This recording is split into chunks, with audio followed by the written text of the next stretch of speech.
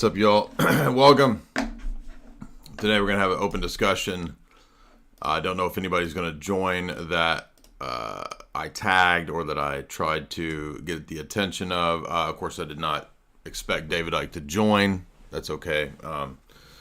The offer still stands if David Icke would like to debate. Of course, I'm more than happy to have that debate. A lot of people were saying, well, what happened? What spurred this on? I did a goofy stream last night joking around. It was a little edgy, I think, for YouTube, so I moved it over to Rockfin. You can still go watch that as I recounted our events and things that we were doing in Miami. And so we'll go back over here to YouTube, to Twitter. And David Icke said, no, mate. No, mate. Constantly recurring maths and geometry confirm that we live in a virtual reality simulation created by anything but God. Now, you'll notice if you pay attention that this actually contradicts the very next sentence. So he's laying out his position that when I did this fourth hour of Alex Friday, that the argument I laid out was just really looking at the structures that we find in the natural world, Fibonacci sequences in nature, the mathematical proportionality, design, etc., that we find in the world. I wasn't doing, strictly speaking, a design argument or what's called a teleological argument. I was pointing out that there is design in the world, and that I think gives us the idea that mathematics is something more than just a human social construct or an invention of the human mind. So I was making a different argument, although some people probably thought, oh, he's just making the same old design argument. I was actually kind of making what's called a divine conceptualist type of argument. The idea that these entities, these mathematical principles and structures can't just be grounded in the human mind. They can't just be human social constructs because they transcend human social limits, social norms, social construction. They are discovered, and the best example of that is Mandelbrot sets. Those were not invented by the human mind, but actually were discovered and could only be really demonstrated and examined when we got computers that had enough processing power to zoom in at really in-depth lengths of zooming. And if you go watch Dr. Jason Lyle's presentation on Mandelbrot sets on YouTube, it's really good. I highly recommend it. He explains a lot of this, and he explains that they're not just abstract things in the mind. They are real principles and recurring patterns in nature. So I just kind of mentioned a few of these things in the talk. It wasn't a high-tier philosophical argument in the fourth hour. It was just kind of laying out basic ideas of how I think mathematics is one of the great ways to illustrate and give an analogy to things that are not material, that are invariant, that they're not subject to change and flux. They're discovered. They're not, again, creations of the human mind, even though the symbols that we use, they might be created. They might be interchangeable. I could use the number, an Arabic number 7, or I could use the V and 2 I's, the Roman numerals, to signify the same concept. So there's an interchangeability when it comes to the symbolic references.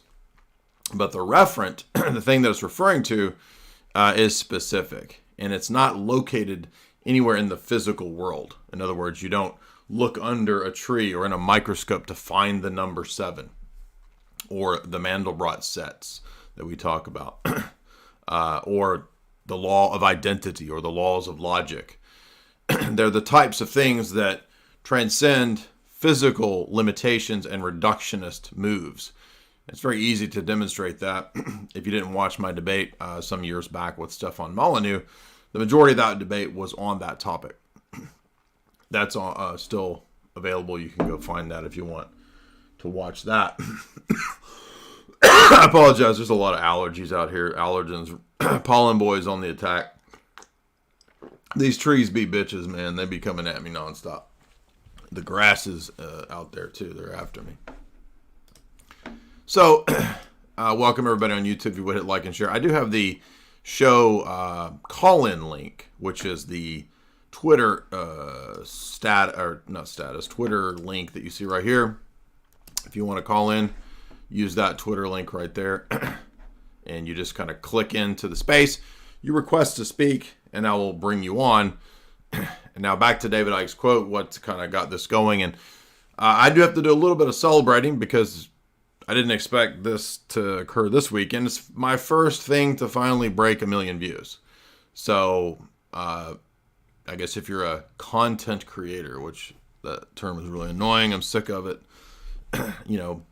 It's a milestone to break 100,000 subscribers. We did that a while back. It's a milestone to break something that gets 1 million views. We came really close last year with the in-studio interview with Lord Voldemort. We had a 3-hour Saturday broadcast. And I think we got 850,000 on that. But we couldn't get over 1 million. So thank you to Alex and David Icke for actually breaking the million barrier on a video. So between David's page and Alex's page, it surpassed 1 million. Anyway, so David says in the first comment that the world does have all these mathematical, geometrical principles, these abstract structures. The fabric of reality has these mathematical patterns that seem to be there, but they're not anything that we would think of as created by what you call a god, he's saying. He then goes on to say, if you're looking for a creator of the Matrix, then try the symbolism of the Old Testament, the bloodthirsty tyrant that we're supposed to believe is a god of love. Well, that would contradict the earlier statement, which is that there's not a god, but there is a God who created the Matrix, but it's a bloodthirsty tyrant imprisoning God. So the first statement's denying that this reality was created by anything but a God, anything resembling, quote, God. But there is a God, and it's the bloodthirsty God of the Old Testament, and that's who created the Matrix that we inhabit. So those are actually contradictory statements. But what he's getting at here is, of course, the view that we probably all here know of as Gnosticism, the idea that the Old Testament God is a mean, angry deity, vengeful, prideful, arrogant, etc. And then Jesus came as basically the New Testament ancient hippie, right? He's the hippie of the ancient world who just came to, he was like, talking a lot of peace and love, man, so if you have like a boomer uncle that was in Vietnam, he's going to be Boomer Garcia. He's going to be telling you about how, when I was in Nam and, I was on a vision quest and I seen Jesus, man. I seen him and he came over he came over the hill in Hanoi and he was telling me when I was on my vision quest, man, it's all about peace and love or whatever. That's the idea that people have here in this worldview of who Jesus is. Now, we go and read the actual text of the Old and New Testament. We find it to be very different from Boomer Garcia's conception of Jesus as the ancient world's hippie, first hippie. We find, of course, and we've done many talks on this, I'm not going to rehearse all those talks. We find that Jesus in the book of John many times says that he's the God of the Old Testament, that he's the one that was out at Mount Sinai talking to Moses and giving the law. He's the one who was eternally generated of his Father, the God of the Old Testament, God the Father. He's the one who accompanied the Israelites into the Promised Land. He's the one who appeared to Abraham and was with Abraham in Genesis 12, 15, 17, and 22. So, very contrary to what's actually in the Bible, which David Icke seems to be taking issue with because he does mention the Old Testament and the New Testament God of love. This is really the ancient view of a figure named Marcion. Marcion is a early 2nd century heretic who said something very close to this, and he believed that the Old Testament God was this wrathful, evil deity, and that corresponds to what Gnostics ended up calling the demiurge. The demiurge is this lower, blind, sort of bumbling creator God who imprisons beings in the physical flesh domain that we inhabit. And since the world is kind of askew, because it's askance, because we got some people with, eyes that be going over here and the other eye be going over there. You know what I'm saying? And we got some people with a micro penis, you know what I'm saying? A nub, so to speak. And we got some people born with three titties, three titties, okay? You know what I'm saying? That means that the Creator God was then, thus, therefore, a bumbling old crotchety man who couldn't understand what he was doing. I'm joking, but I'm not.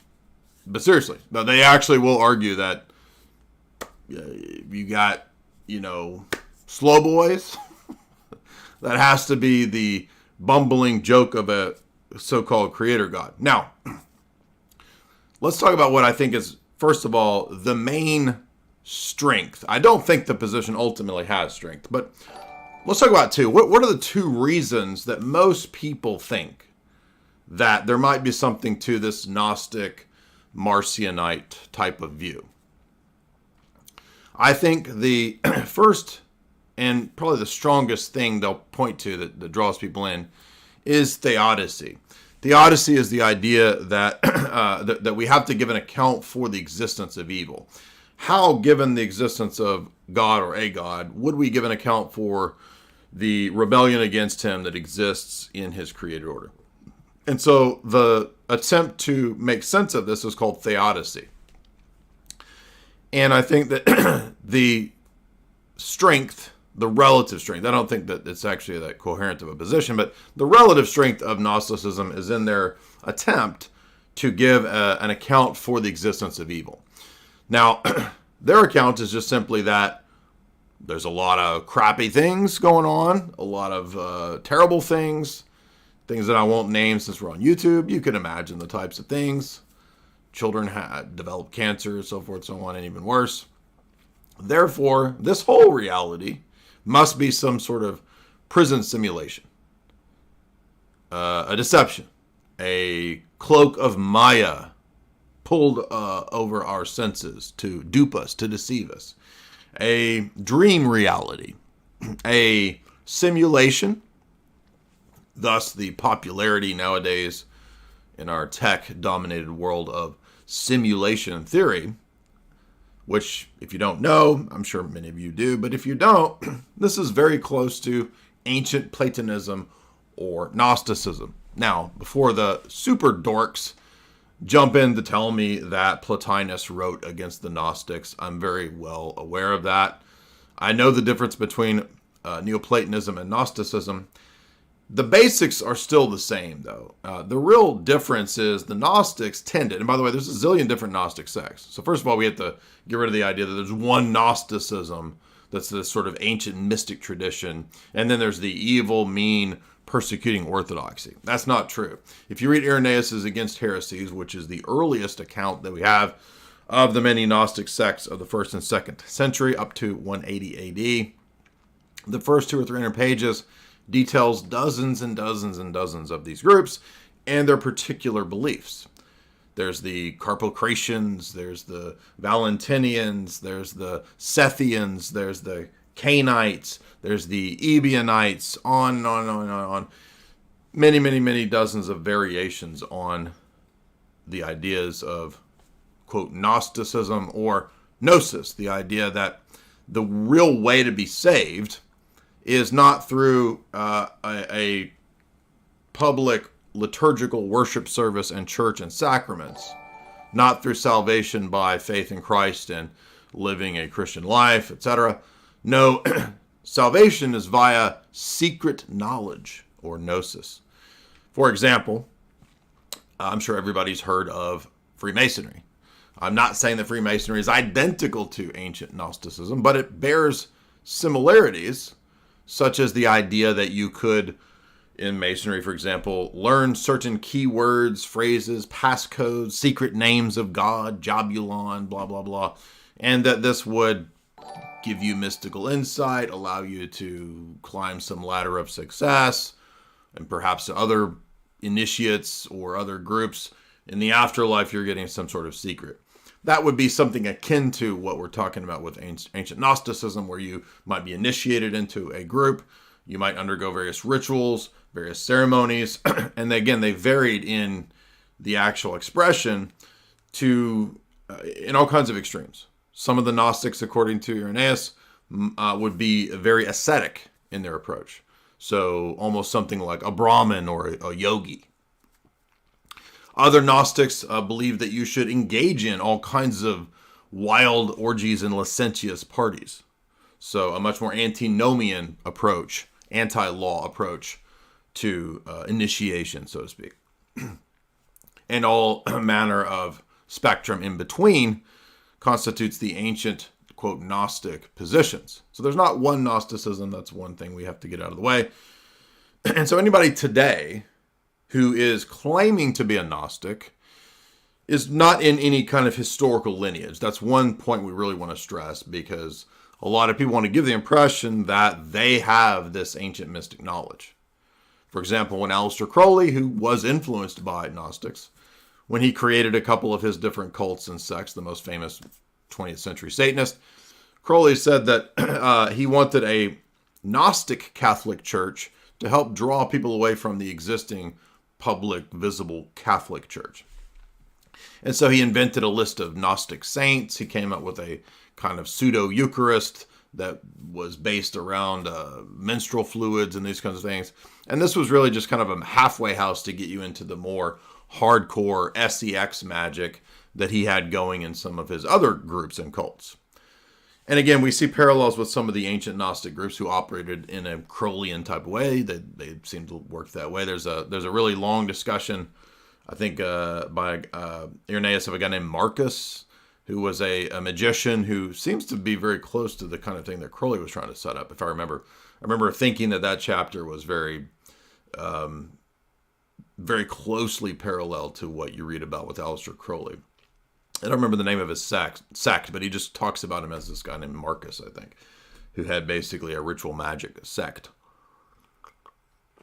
And he's classed amongst the many Gnostic groups. Anyway, so their key argument, their draw is they think that the best account for this world and for the problem of evil is to just simply say that the world is evil. Metaphysical reality itself is what evil is. And so salvation is some form of knowledge, some form of initiatory knowledge, which tells you that. And then the project of, quote, salvation becomes in some way leaving or escaping or transcending this reality.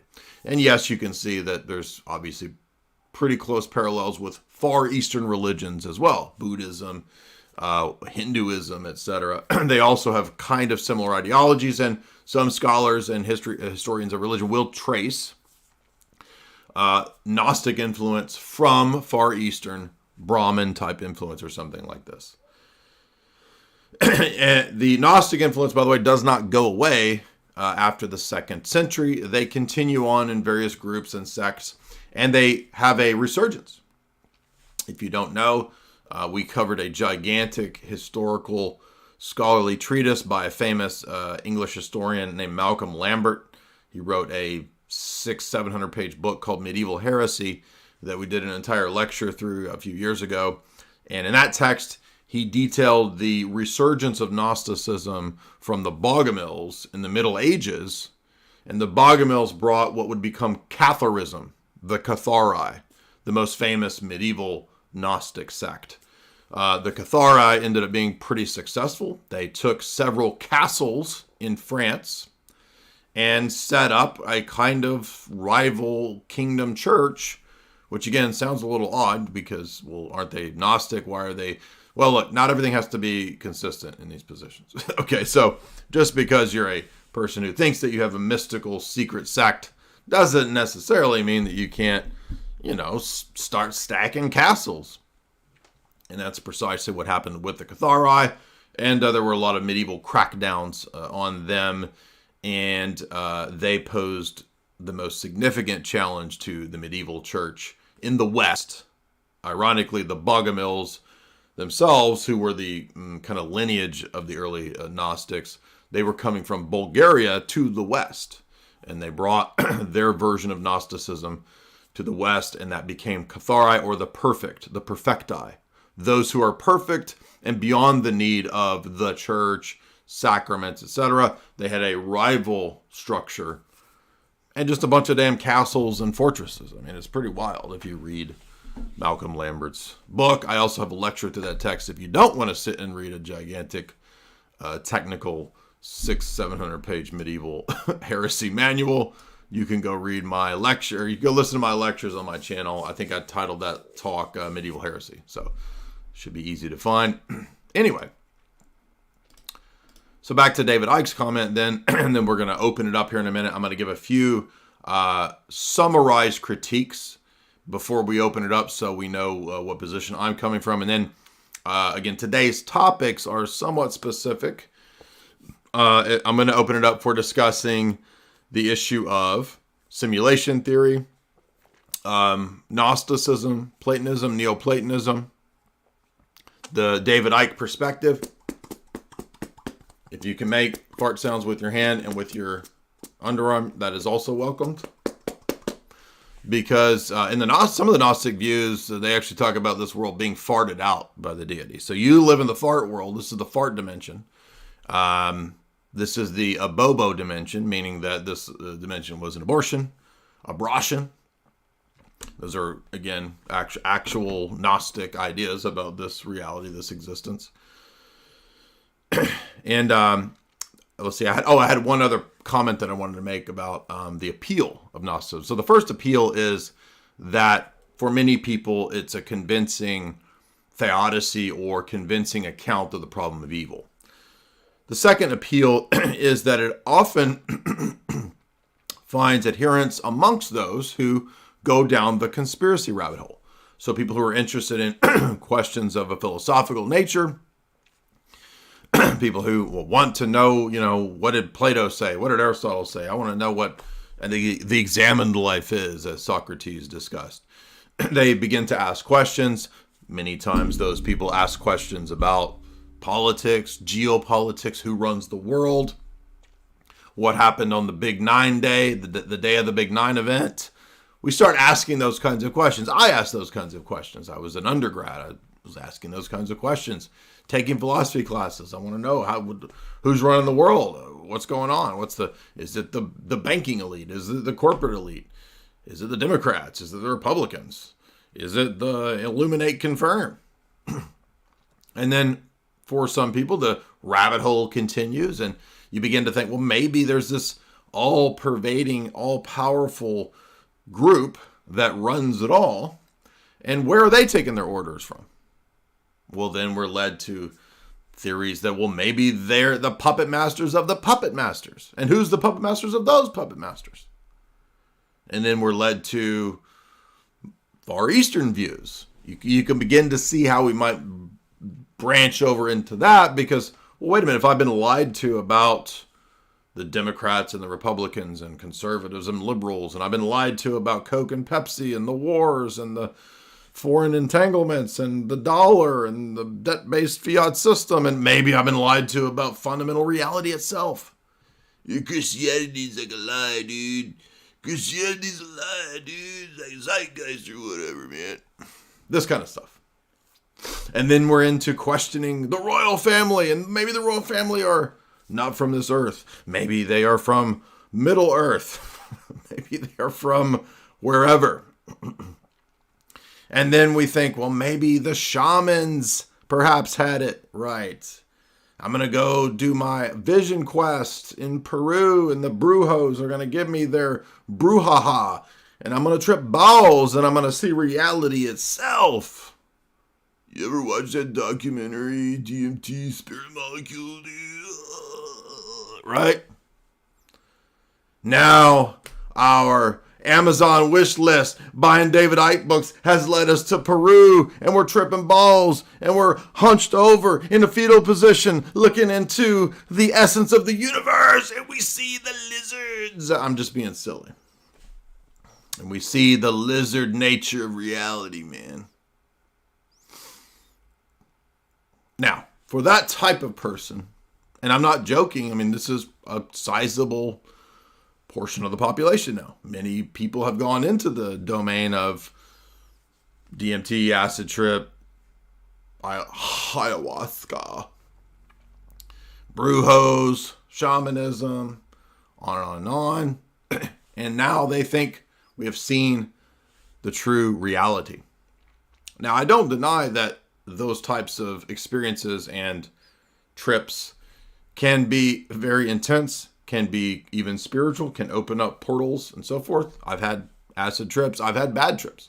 So I understand what it's like. But there's also the possibility that I think we should consider that perhaps those are also potentialities to delusion. That we can open ourselves up to the potentiality to being deluded via those experiences.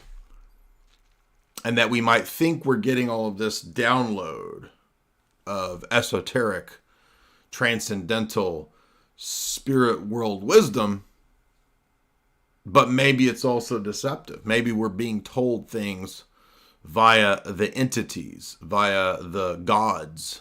And you'll notice that we've done many videos where we analyzed the DMT trips and the people's experiences with the beings and the entities.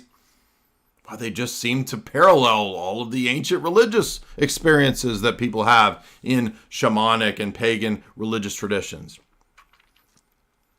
And lo and behold, every idiot who goes to Peru when he's 20 and has a trip and solves the world and figures out we're all one, man.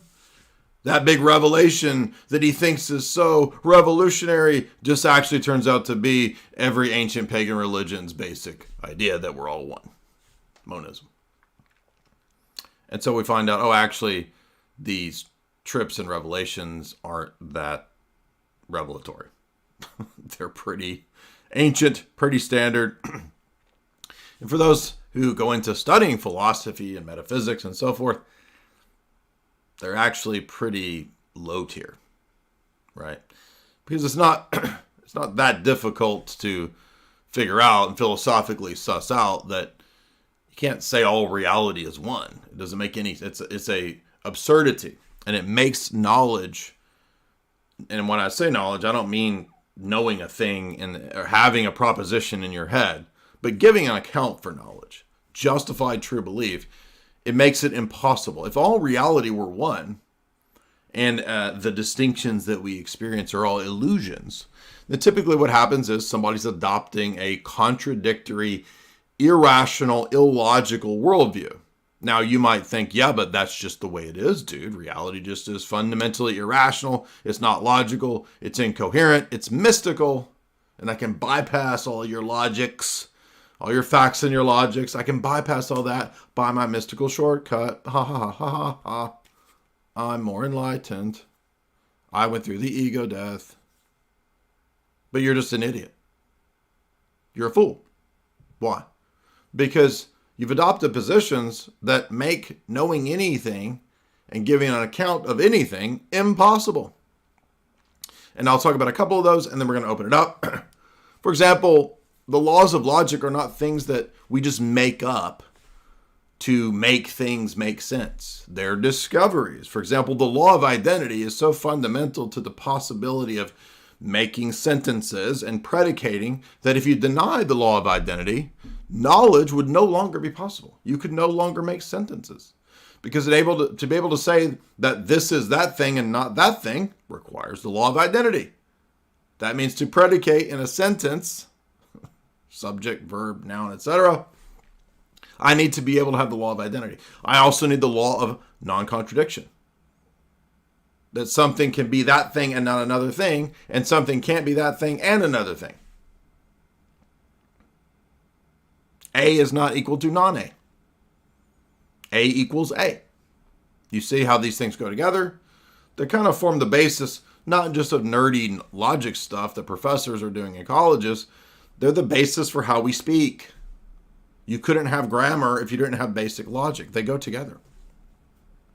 So to say something, for example, as absurd as all reality is one, or all things are one, would first of all be to make a statement that you don't actually even know if that's true. That's called a universal statement. How do you know as a finite singular individual that all reality is one? Now, Perhaps it is. I don't think it is. Perhaps it is. But how would you know that? You're a finite individual. Oh, well, you say I possess God consciousness. How are we supposed to believe or know that you possess God consciousness? What is God consciousness anyway? By the way, David Icke doesn't believe in God. God is God consciousness. And he says things like consciousness having an experience of itself in the here and the now. Again, very generic, unclear, ambiguous phrases. What does that even mean?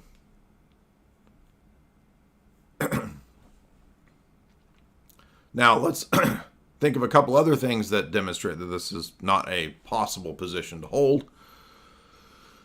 If all reality was essentially something deceptive and illusory, my coming to know that or to believe that would also be part of the veil of illusion and deception. So I couldn't even know that all reality is illusory if, in fact, all reality is illusory. I would be trapped in an inescapable illusion box that I could not get out of. Because anything I think or come to know as true is also part of the big deception, you see. Now, that's the most basic, simple critique of this kind of a position. And you can expand that into critiquing the ideas of simulation theory. Well, to say that something or that all reality is a, quote, simulation presupposes that there's a real reality, a non-simulated reality with which to contrast it. But you don't have any experience of that, so you don't know that that exists. You have no basis to think that there is the non-simulation reality contrasted to and that stands against and judges the simulated reality. Furthermore, how could you get to it? How could you know it if you're in this reality, you see? You would have to leave it, go to it. Perhaps that's what the person thinks when they do some sort of a drug experience, something like that. Oh, I did the DMT. I went to the realm of the Clockwork Elves. The Clockwork Elves told me, bro, what's up? We've been waiting for you. Welcome to the real reality. Ha ha.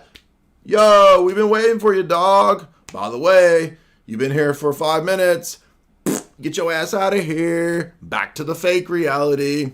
I mean, how would you know, first of all, that the Clockwork Elves weren't just another part of the simulation? You couldn't. There's no way to know that.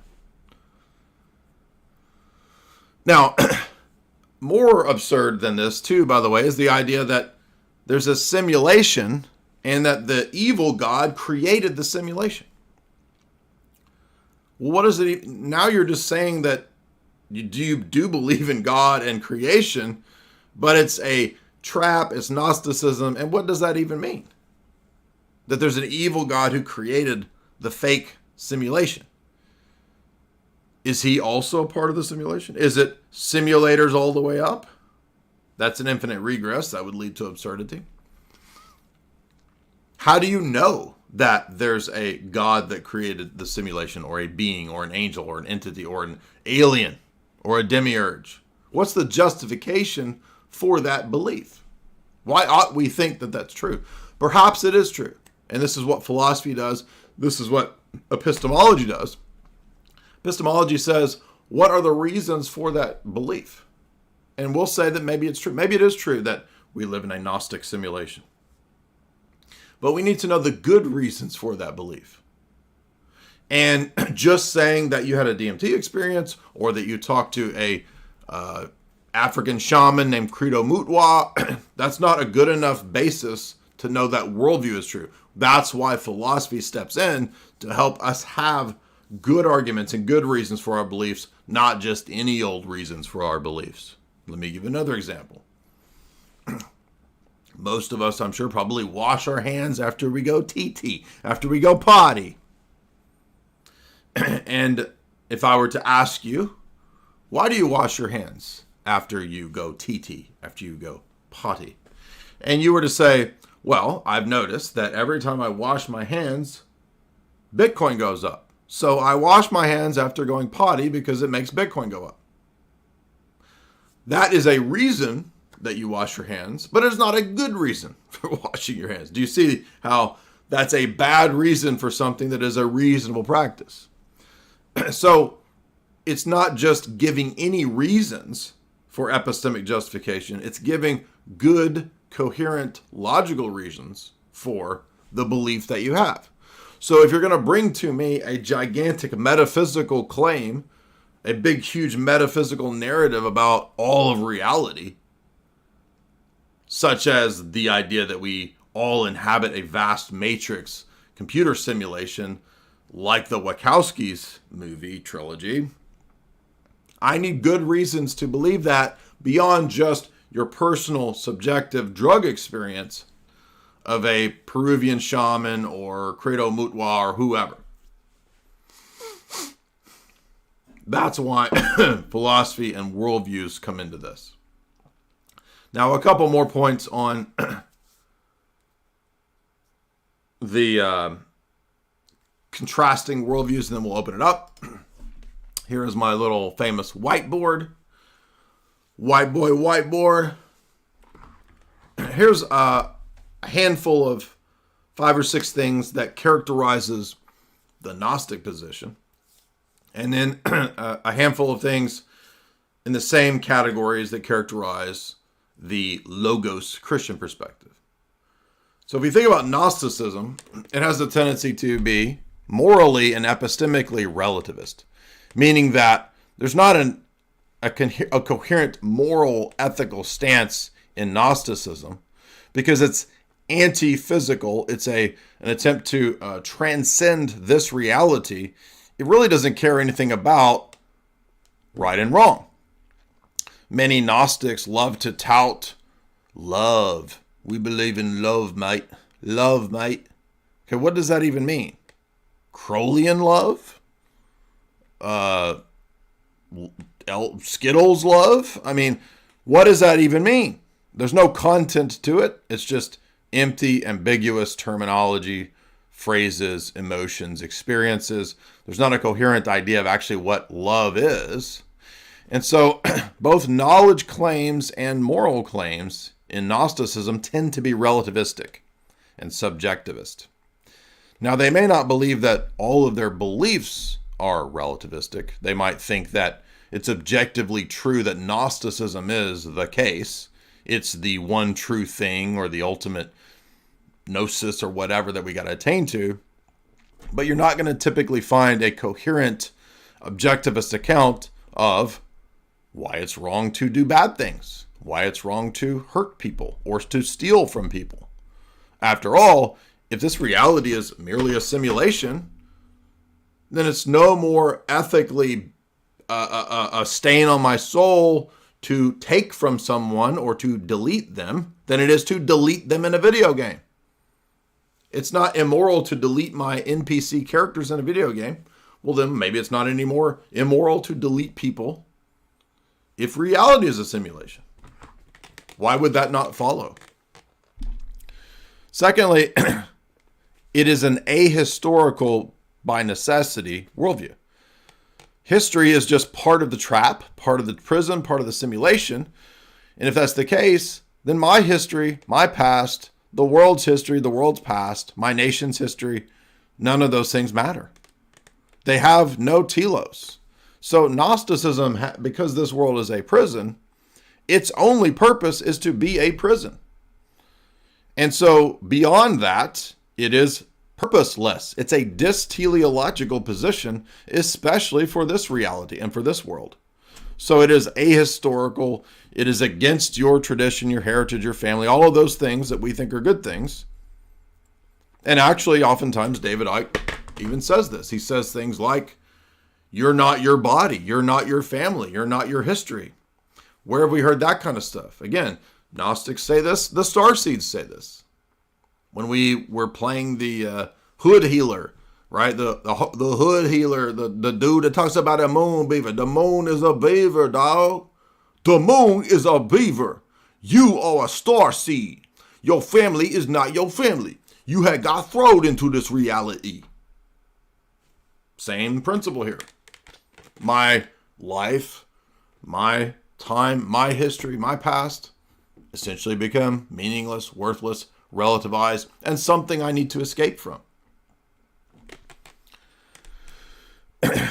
It's anti-philosophical in the sense that it's not concerned with epistemology, ethics, and metaphysics. It's an anti-philosophic position that wants to run from logic, deny logic, because things like laws of logic, things like Venn diagrams even, things like mathematics, numbers, universals, those are all elements of the prison structure. In the Gnostic worldview, it'd be like a prisoner sitting around being amazed at the prison bars. And wow, look at the, I don't know, elemental structure of the metals that make up the prison bar. Who cares? You want to get out of there. And so Gnosticism, ironically, if it were consistent, and again, most of these people, because they are illogical and irrational from the outset, they're not concerned with being consistent. They will immediately adopt contradictory views, and they don't have a problem saying that. So this world is evil. This world is something to flee from. It's something to ascend out of. It's a prison. Oh, but just love, mate. We've got to have love, mate. Got to love each other, mate. Why? Isn't love part of the simulation as well? On what basis do I say that it's not, if it's not? In other words, if love isn't part of the simulation and low vibrational frequencies are what we're in, how am I supposed to know that that's the thing I need to get to? Maybe the lowest vibrational frequency is the portal out of this dimension, right? You see what I'm saying? Like, it's just arbitrary. Like, why don't I need to be the most evil mofo to escape through the lowest vibrational frequency portal to get out of it? You see what I'm saying? It's just absurd. It's all arbitrary and ad hoc. And it's okay to be arbitrary and ad hoc because it's a position that is inherently anti-philosophical and thus irrational. It is not concerned with reasoning and rationality to be consistent. And by the way, I don't mean by that rationalism. And if you talk to these people, they will always say, you're being a rationalist. Oh, I thought you didn't like the Enlightenment. No. Reasoning and rationality are tools that men have. They're necessary, good tools for operating in this world. Using your reason is what builds bridges and builds ships and airplanes and all these things that we use. There's nothing bad about reasoning and the use of rationality. Rationalism is another thing, which is a sort of a worshiping of the reasoning process. And by the way, you could argue that rationalism is also another type of Gnostic enterprise, because rationalists ultimately worship their own gnosis, knowledge.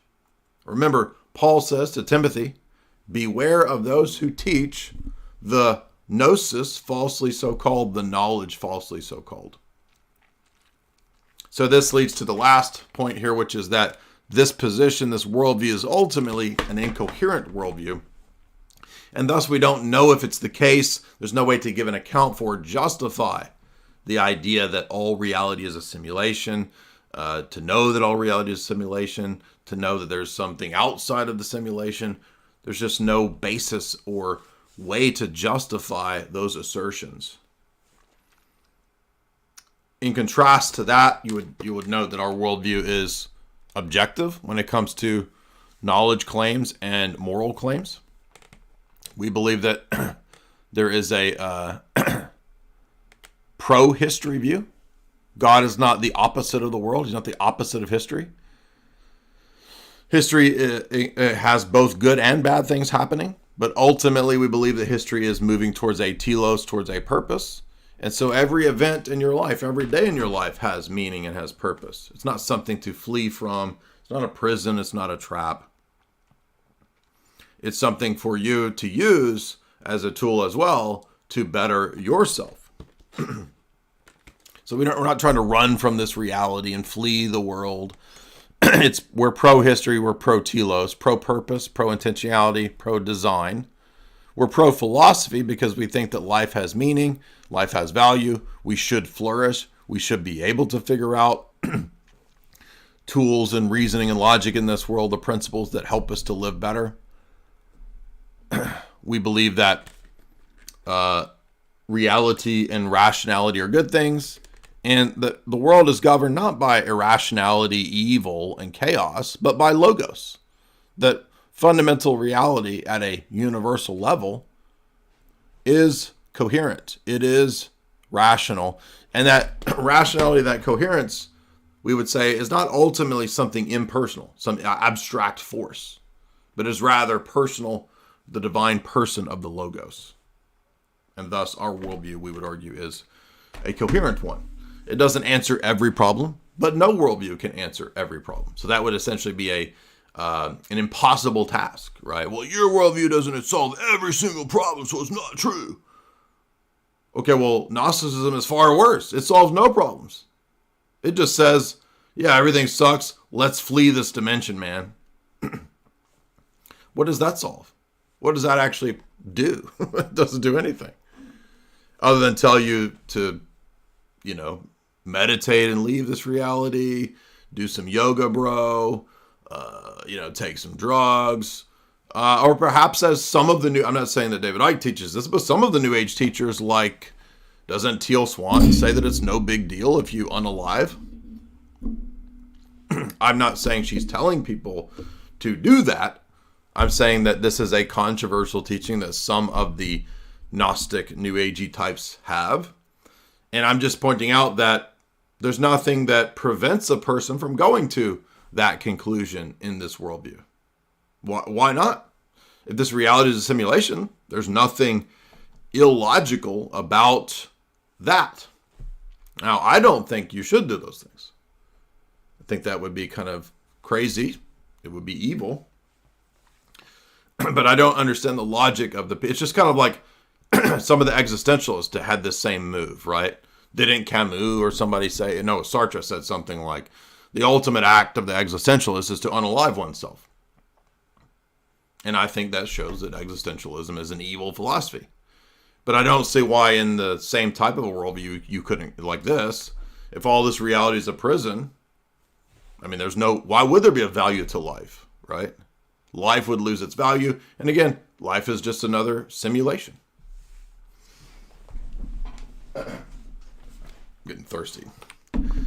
So today we're going to open it up. Please keep your questions, your comments, your debates, your views to the topic, okay? If you come on talking about conspiracy stuff, unless it's related to David Icke and this worldview, then I'm not interested.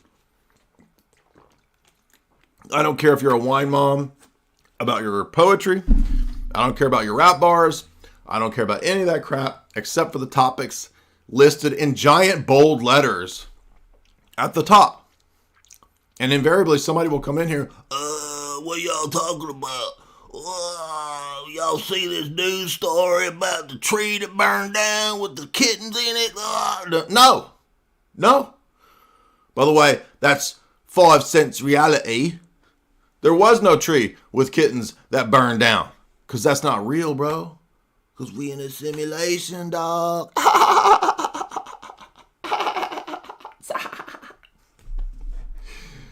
What's up? Shout out to the chat. We got 1,000 live. It's nice to see all y'all Chad nerds up in the chat. We got a bunch of Chad nerds in the chat. What y'all doing? We're going to open it up. Again, please, remember, keep your topics to the topic. Stay on point. No, mate. Cheetah Uri. Humanity. You request to speak. I give you the microphone. You speak. And then we have the discussion. Remember, we are on YouTube. Keep your comments and topics relative to YouTube, TOS, etc. If you don't, you're just immediately going to get blocked. Jacob. Reality. You have to unmute, guys. You got to unmute yourself. Remember this.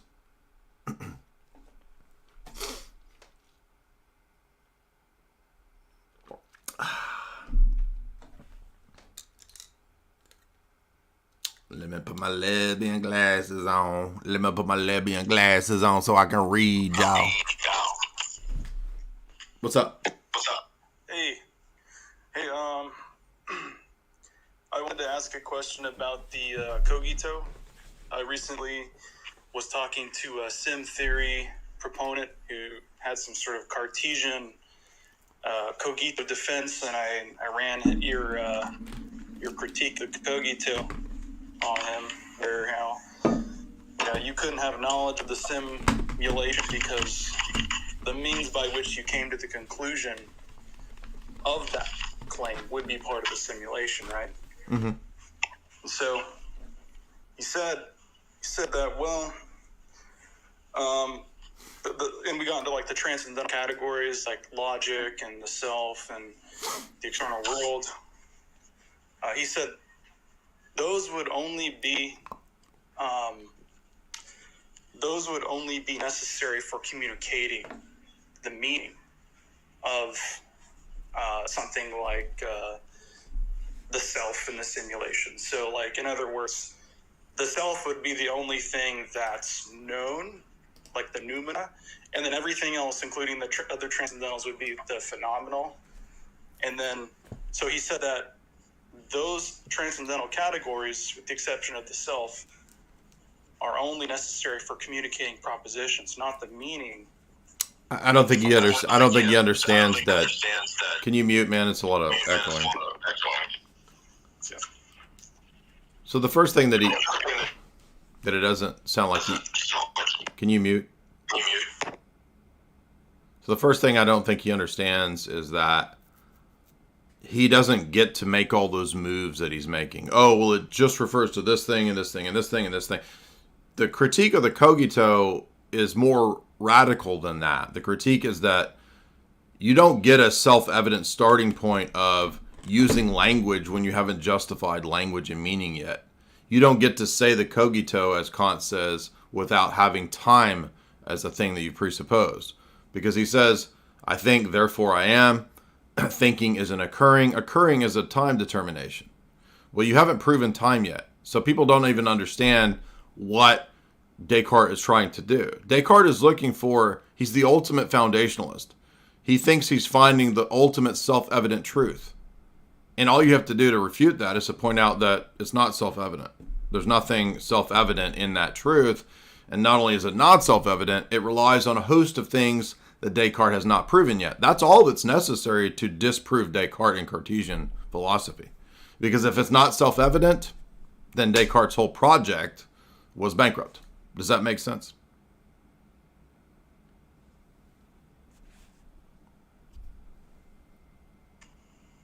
Yeah. Sorry, there's a little bit of a delay. It's okay. On my end. That makes sense. Are you also saying that if his position were true, for the sake of argument, he couldn't even? How can he make the leap from the meaning, the raw meaning, to communicating it with propositions? Like, he's making a leap without justifying. I mean, so Descartes working before. Can you mute? There's a lot of echoes. Descartes is working this out before linguistic philosophy has developed. So he doesn't even realize that the sentences the sentence he writes out is assuming that words and grammar and all these things exist and have meaning. So in order to have the cogito, he has to have these other things be the case. So I don't think people understand what Descartes' project was. And if you understand what it is, if the project fails, it doesn't do any good.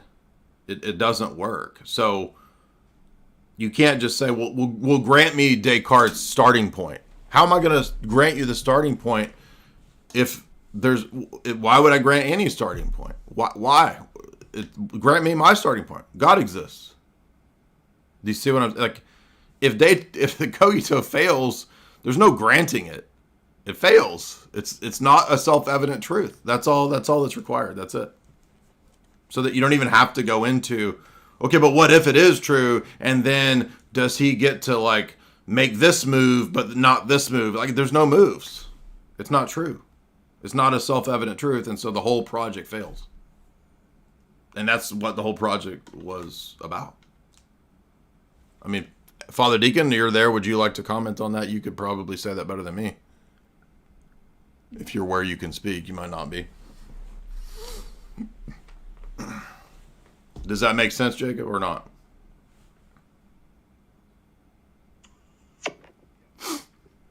For clearing that up for me.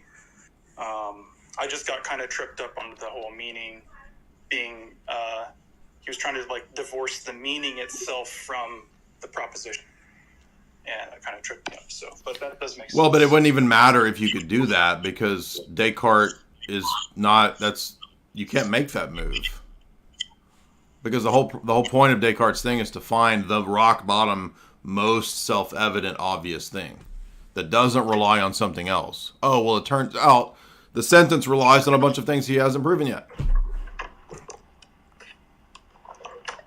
I'm also reading a paper too, and I remember dealing with this in epistemology class I was teaching. It's called, it's famous. It's called the Cartesian circularity. Mm-hmm. So, one second. Just pop it up. It's better to read it.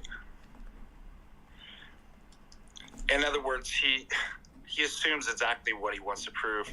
He assumes clear and distinct ideas, Right, to get to God, to establish clear and distinct ideas.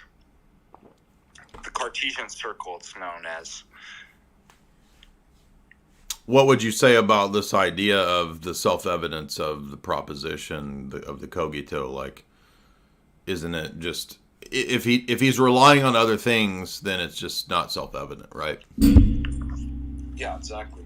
And then I guess you could also ask the question too, well, how do we know it's self-evident? Yeah. Oh, because I said so. That's what all these philosophers say.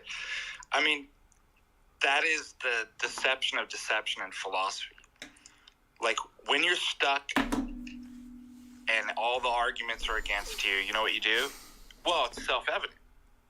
And somehow it's a magic spell on the world that they just stop thinking as soon as you say that word.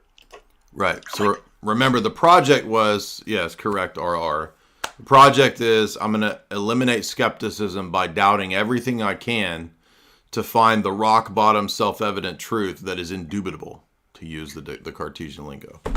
But the problem is that if it's not a rock bottom solid thing, the project fails, and it's not. And then also, you have to assume your methodology to even get to that. Exactly.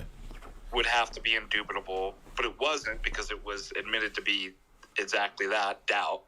So you have circularity there too. The whole project's a mess. Yeah, it doesn't get you anywhere, and it's not self-evident. So, again, there's no. It doesn't. The philosophy student can't then say, "Well, just grant me the cogito and let me see if I can work from there."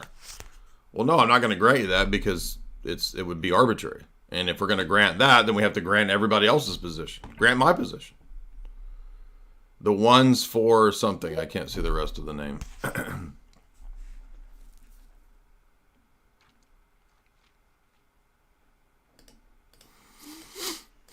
Am I good to talk, or Sure. Am I on? Yeah. Hey. Wow, Jay. Thanks for letting me come on. Really appreciate you letting me speak. I've actually spoken to a couple of people you've spoken to before, Rachel and Matt. Matt, you spoke to him recently. Anyways, I'm going through Manly P. Hall's Secret Teachings of All Ages. I'm a Christian, and I'm starting to notice some contradictions, and it's working into this conversation as well. Specifically, I've gotten to the subject of Kabbalah, and I'm understanding that Kabbalah, it comes from Hermeticism, which also is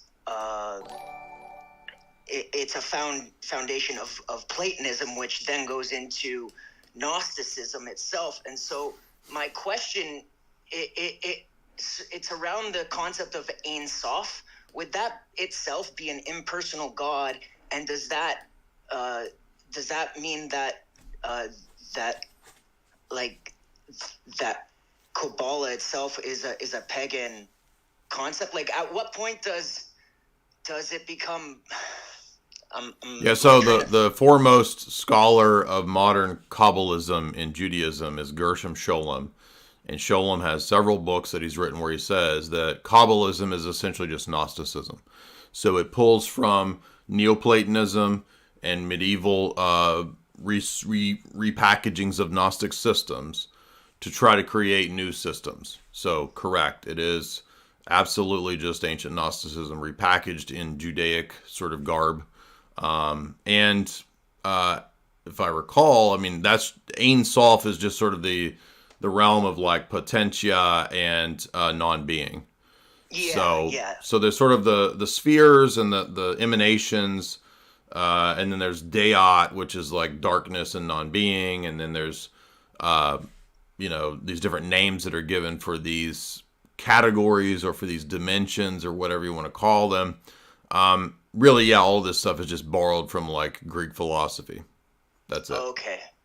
Thank you very much. I really appreciate the time, and I would love the opportunity to speak to you sometime formally on my show if that's possible. I won't bother you anymore, though. Thank you very much. I'm not bothered. Yeah, thank you. Yeah, and I think Manly P. Hall is not the most reliable of religious scholars. He gets kind of lazy and sort of cribs together things in that book, Secret Teaching, and basically just tries to present all the religions as saying the same thing. They don't all say the same thing. He says Jesus is an initiate of the Egyptian mysteries or something like that, which is just simply not true. Gish Gallup, what's up?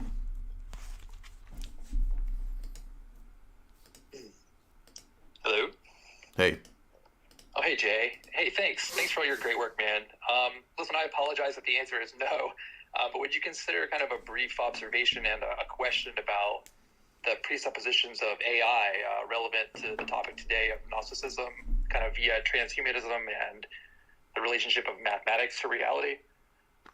Well, I mean, we just did a whole like 4th hour of the Lord Voldemort show with David Patrick Harry because he's writing his dissertation on transhumanism and Gnosticism. So that whole 4th hour, which is pinned on my wall, is about that. So I don't think we have to rehearse all that. But what was the second part? I just had a comment and a kind of a question about the presuppositions of AI from a kind of the perspective of Gnosticism and transhumanism. But yeah, if you don't feel it's on topic, then I'm sorry for. No, I'm not saying it's not on topic. I'm saying that we just did a whole hour on that. So that's what got my wheels turning. Yeah, I really appreciate that. Yeah, I mean, so given the fact a computer program is ultimately a representation and an interpretation of a number, ultimately, and given that mathematical laws precede conception, kind of two things seem to follow for me. And the first one's just a claim that kind of the act of designing a program seems to culminate kind of in an act of discovery, not creation, because, the programmer didn't create the number that ultimately represents the program. And so then I had a question that follows from that, which is that since, quote, so-called AI is also, just a program and thus just a number, what could it possibly mean for a number to be intelligent? Yeah, it doesn't make any sense. There would be a difference between, consciousness and just existence. So, trees, rocks, they exist. That doesn't mean that they're conscious or have, self-knowledge. They're not intentional beings. They just are. So consciousness has to be something more than that. And I think that it's right to point out that as the famous paper from, I think it's at Oxford still, Minds, Machines, and Gödel, that paper argues that, algorithms will never be conscious. It doesn't matter how many more, how much more nerd code you put into the thing, it doesn't suddenly become self-conscious, right? So I think you are correct. You have to remember, too, that the reason why that even possibly even became a plausible position is because of other philosophical stuff going on in movements. So you have behaviorism and this turn to materialism in the 19th, 20th century that lead up to, once that's kind of accepted, you know, in academia, then you get functionalism with Gilbert Ryle, identity theories within functionalism, where it just, well, what is it to, remember what behaviorism does, and this bleeds into functionalism, for what is it to have a thought? Well, the behaviorists are total reductionists. They're totally reductionists. So for us, we know that our thoughts are private. There's a kind of what it's like experience to them that, you know, I can put into like kind of objective language, but you never have like complete access to what that's like. And so, you know, for the materialist scientists, that's, you know, that's terrible. It's mysterious. And so behaviorism came along, and it was just, and logical behaviorism, well, all it is to have a thought is dispositions to behaviors, input and output. So if you have, you know, we'll just reduce this, like you said, Jake, to a causal explanation. What is it to have the thought that it's raining? It's, well, when I have this stimulus come in, then I have a tendency, or I do an action or behavior where I close windows, carry umbrella outside. And that's all there is to be a thought. So once you get kind of functionalism comes in and gives it like kind of a more robust philosophical kind of explanation of how this could be possible, then you get the whole Pandora's box of AI. Well, wait a minute. If mind is just realizability in the material, right, and it's all of that can be cashed out in terms of causal explanations and materialism, then once you figure out the kind of function or program, then it doesn't really matter what you instantiate that in. It could be silicon chips. Right. And then you get Alan Turing starts asking this question, you know, of the Turing test, like, well, what would it take? Well, basically, if you fooled somebody into thinking, if it smells like a, what is it? Smells like a duck, quacks like a duck, it's a duck.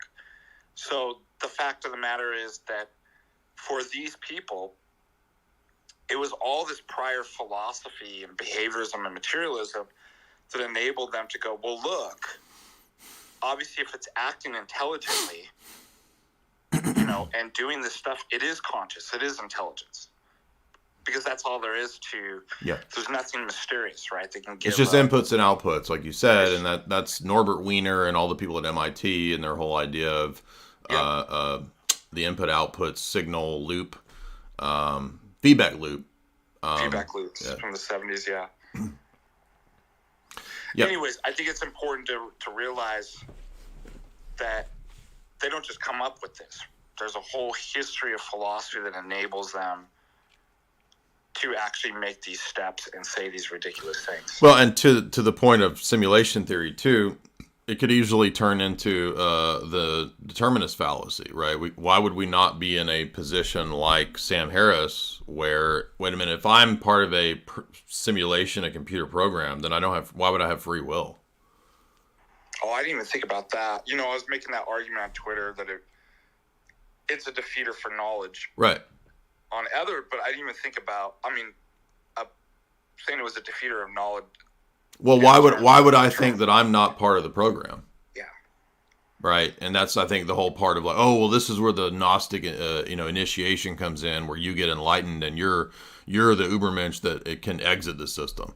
Well, I mean, it feels like I'm still here. So, like, well, how do I exit, right? Is that when I'm tripping balls on DMT and I'm talking to the Clockwork Elves with Terrence McKenna and they're telling me, you know, we're and all... then you just realize that was part of the simulation. Yeah, like, and then why wouldn't that be part? Dream inside of a dream. Yeah, how do I know that that's the exiting of the simulation? So it ends up being this sort of mystical irrationality that, again, doesn't give us anything better than where we were before, right? There's no... I want to cast this out real quick because there were some people that were confused about this. Somebody had asked on Twitter, why is simulation theory a defeater for knowledge?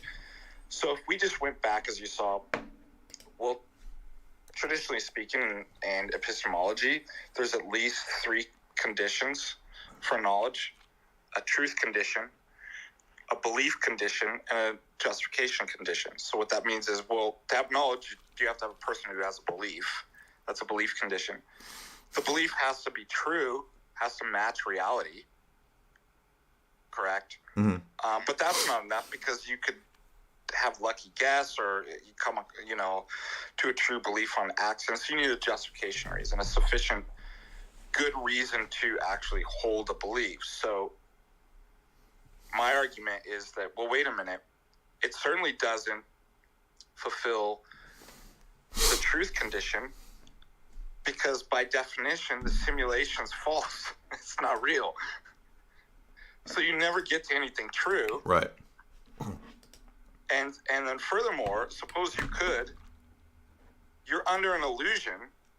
And so if you even came to a true belief that you were in a matrix, that it's a simulation, you came under it under the influence of something, of an illusion, which nobody in their right mind would say, well, that's a good reason to come to beliefs.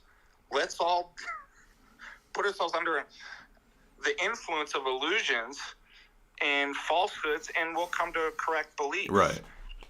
Yeah. So that also includes, because it's reflexive, the belief that it's all simulation. Right.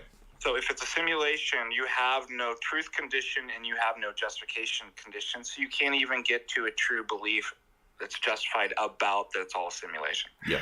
So it's self-defeating. Yeah, exactly. Great point. Harry, remember to keep it YouTube safe.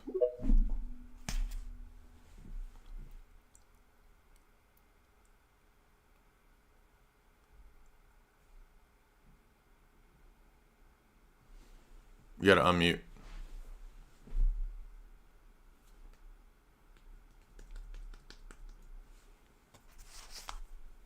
Okay, you're not unmuting, so we can't hear you. Joker Jedi, what's up?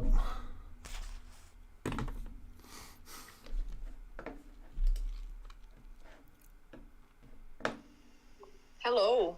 Yo. I thought I would never be able to speak. You are able. We are not ableist here. You are able. Yeah, don't need to say it. Too much mental activity, too much rambling, 2 hours listening to a lot of stuff. You mean an hour and Can 20 be minutes. distract- So that's not 2 Yeah. hours. It's a lot of mental activity. And, yeah. Mm-hmm. And what's on your mind? It's, yeah. What's on your mind? I don't even know where to start. Okay, pick somewhere.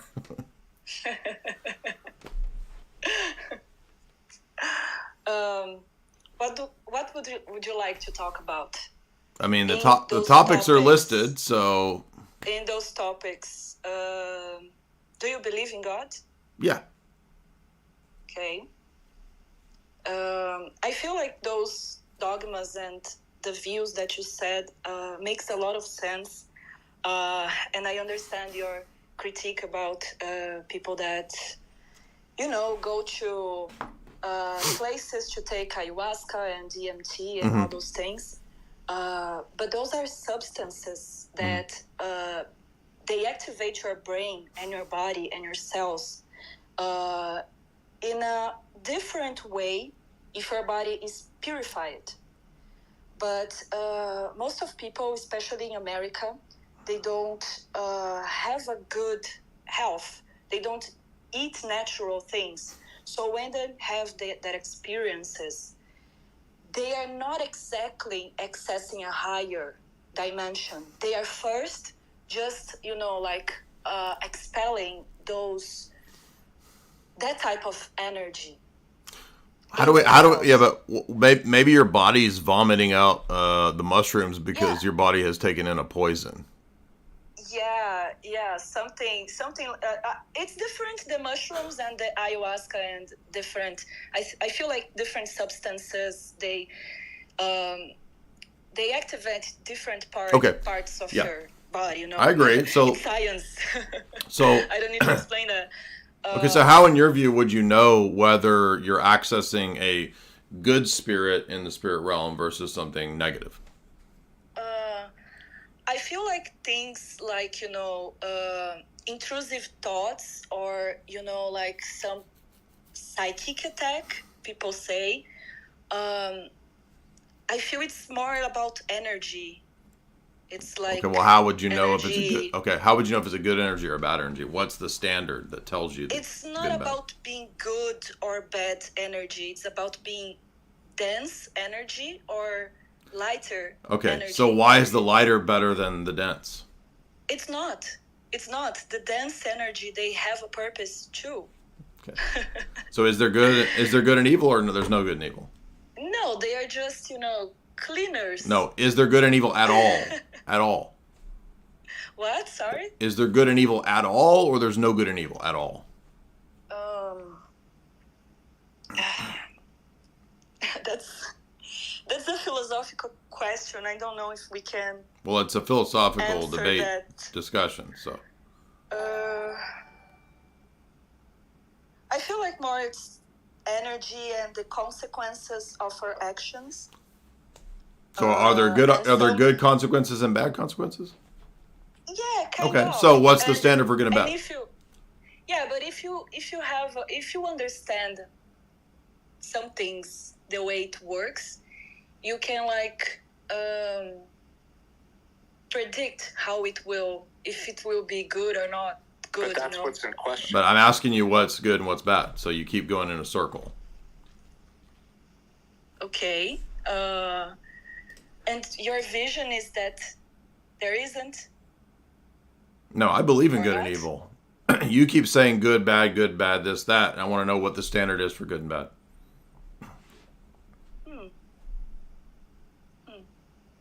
Probably common sense. So is that different for each person? So it's relative to each person? Well, if I punch you in the face, I think it's common sense that I shouldn't do that. Yeah, but if you're trying to steal from my wife or take her away and kidnap her and I punch you in her face, it's good. Yeah. Okay, so punching in the face is not common sense necessarily good or bad. It depends on the environment. Yeah. So we're looking for standards, though, and that's the kind of the point of today's discussion, is that there's not a standard in this worldview. So I'm not trying to be mean to you, but we're going to move on to the next topic. Next in line was Daniel. What's up, Daniel?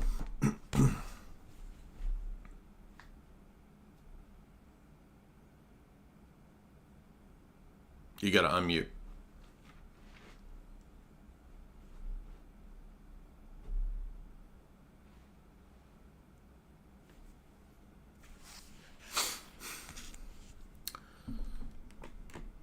Daniel, are you there?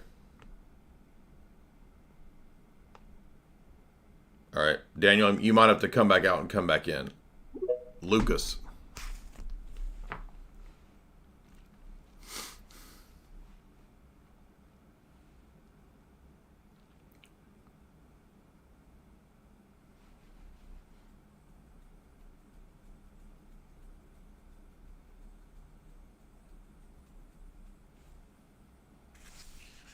You got to unmute. Was it me? Is it my turn? Yeah. What's up, Jay? Hey. All right, quick. So, yeah, I'm not here to debate against anything. I'm kind of curious here. Because I used to be Catholic until the age of 23. Then I went the whole deist route. The biggest problem for me was the problem of evil. And I ran into that I read David Icke's book, The Lion Sleeps No More, some crazy, it's like 600 pages and all that stuff. And so my thing is, it is the problem. When you go back to the Old Testament, you have, Job. He basically makes a deal with Satan to torture one of his most loyal followers. I don't know why. Things like this, I think, turn people away from Christianity. And now I'm actually floating in a realm of like this Bernardo Kastrup idea that there's a mind. And I talk to Andrew a lot of times, and we talk each other on Telegram and kind of go back and forth. So I'm always open to find out if God is a person or is it just this subjective mind. But like when it comes to this knowledge thing with, as you and Father, I'm sorry, is it Ananias? I don't know the whole name. Mm-hmm. So you're saying basically your version of reality is God created this, I guess you can call it a simulation as well, right? It would kind of be like a testing ground for who's worthy to go back to God. And in the Gnostic view, it's an abortion or a fart.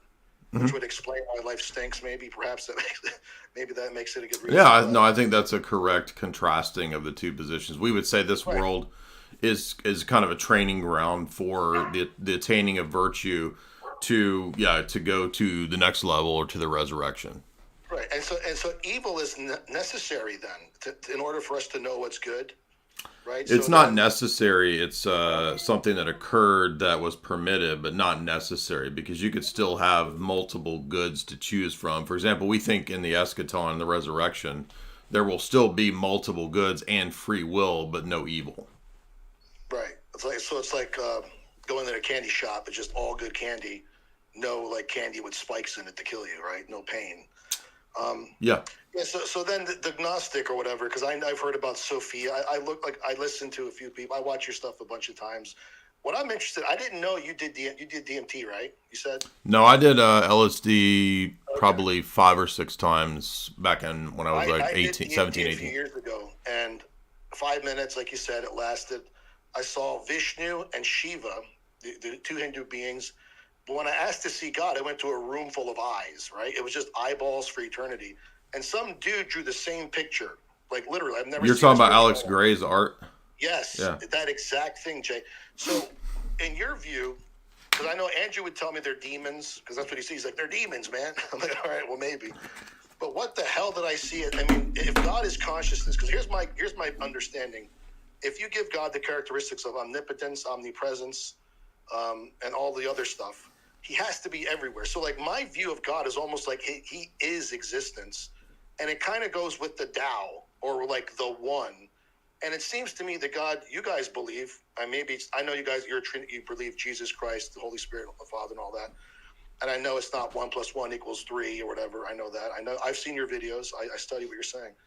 But like, if this God is located in one place, then it loses that omnipresence, doesn't it? Well, we would say that's dialectics. It's both and. God is God can be incarnate in the person of Christ and walking around in Jerusalem, and also via his divine nature be omnipresent. So it's a both and not an either or. And I would say that I had a bad LSD trip where I saw not a bunch of eyes, but I saw a point of light that communicated with me for 4 hours or so. I think it was something demonic. I do think that those types of drugs can open us up to the spiritual realm. And I would say that in most cases, maybe not in every case, I can't say about it for every case, but I say most cases it's typically something demonic, because the messages that are given are typically not things that cultivate virtues, but rather they typically cultivate arrogance and pride and vices. And that's typically how we would know to, quote, judge or discern between the spirits. Like, what's the fruits of this? What's it telling me to do? And I'm not saying in your case, I don't know your experience, but most of the time, like, the experience that people have is stuff like, oh, the Clockwork Elves told me that we're all one, and we need to, stop eating meat, and we need to, worship Mother Gaia, and we need to stop having babies, and, save the planet, and this kind of bullshit. Well, Shiva destroyed my body. Then I zoomed into Ganesha, the elephant head, which I never seen. Basically, the triangle, the universe is made of golden triangles. That's what it taught me. And then God just was a bunch of a room full of eyes. But another thing I wanted to talk about, what was it? It was basically the problem of evil, I think, is probably the most challenging for Christians, is it not? I mean, don't you think that is Yeah. It is, right? So that's what I think, and I'm trying, because I do feel as I try to go back and try to discover what God is, because I come from a Catholic family, like I said, Roman Catholic. My grandfather would speak Latin. He wrote in Greek. He would write to the Vatican, right? And when he was a young boy, at 6 years old, he was in Italy, he said, Mamma, ci stanno donne in cielo, which means, Mom, there's a woman in the sky. And he explained what this woman looked like, and it was literally Mother Mary in the black veil with the golden trim, which is specific in that area of Italy, right? It was very strange. So my whole family has these kind of stories. And he was a super true believer. But I fell away because I was in the Marine Corps. I went to Iraq. And I saw, in my experience, I'm praying to God. I came back alive, my family, Jesus. I had a rosary in my flak jacket. Others died, even though they prayed. So I'm like, well, wait a minute. If God has a master plan, why the hell am I praying at all? And if this guy's going to pray to... So these are the kind of questions, maybe the fathers that you guys study, because I know Orthodox is different from Catholicism. I know that you guys go deep. You don't believe hell is a flame. You're going to burn to hell. The presence of God makes you suffer, right? That kind of thing, right, Jay? Yeah. Right. So there's a lot more in Orthodox Christianity, which perhaps I would have never left. My thing is, of course, the miracles and the revelation. So anyway, I went to the whole Rupert spirits, the non-dualist thinkers, the Bernardo Kastrups, the Alan Watts was a big favorite of mine, big influence, the Sadhguru type people. I kind of like that oneness thing. And when I talk to Andrew, he's like, but yeah, bro, it's illogical. Here's why it's illogical. But anyway, going back to the simulation theory, if it is a simulation and you guys say you can't even know, it would be basically you'd be guessing correctly. But how does that differ from your religion? You see what I'm saying? Aren't you kind of hoping that your religion is true? Because I know none of you actually know for a fact it's true. I'm not saying it's not. Well, one of the points of the transcendental argument for God is that I know that one too. I know you're familiar with it, but I'm saying that one of the points is that it's not just arguing that we're sort of making a leap of faith and that the God thing makes this thing work. We're saying that the God principle, the metaphysics of Christianity, Orthodox Christianity, is really the only way to ground how to have knowledge. So it's a specific logical, philosophical type of argument. And the position of like simulation theory or something like that would make knowledge impossible. So it's two radically different arguments and claims about what's going on. So simulation theory makes knowledge impossible. We're saying that the Christian position in metaphysics grounds and gives an account for knowledge in a philosophical sense. Does that make sense? It does, yes. But you believe that's the case, right? What if there could be another... Well, we're saying it's demonstrable, not just a belief that we have, but it's actually... We're saying it's the strongest type of argument. But couldn't you ground that belief in another being, perhaps? No. That's exactly my paper. Because another type of being wouldn't do the work. Yes. To do the grounding. And it must be the Trinitarian being that you guys believe. It cannot be. Because I know, Jay, you've argued Muslims. And, I've seen you argue what's his name. The metaphysics of a Unitarian deity, I think, ends up lacking. It makes it... For example, when you really drill into Islam, it's an unknowable deity. So it doesn't actually do the work. Right. So in other words, the God of the universe or all creation must have manifested itself at some point. Well, he must be personal and knowable, and the problem is that in Islam, on the one hand, they want to say Allah is knowable, but the rest of their theology, metaphysics, in the way that they constantly attack the incarnation and God's immanence, for example, makes knowing God impossible. So that's one angle I often hit the Muslim critique from. But that addresses too kind of what you were saying earlier about that existence itself might be God. For us, we would say that's pantheism, and we would say... That's kind of where I'm at. We would say pantheism is another position that makes knowledge unjustifiable and unknowable. Well, have you heard of panendeism, where it's like, okay, there's a mind of God and the universe exists within it, and he's like dreaming us up, essentially. We're all like altars.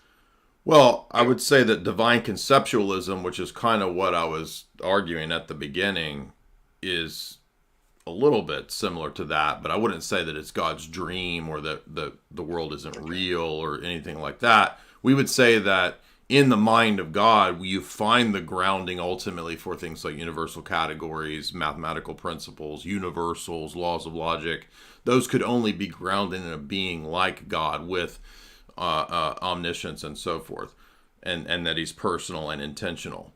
So that's the argument. Do you know what the difference is too? I mean, there's two things that are dreams, somewhat unintentional.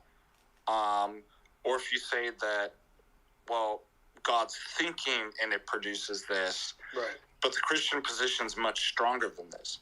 He purposely, from his ideas, his logi, intends to create through the idea like you would do.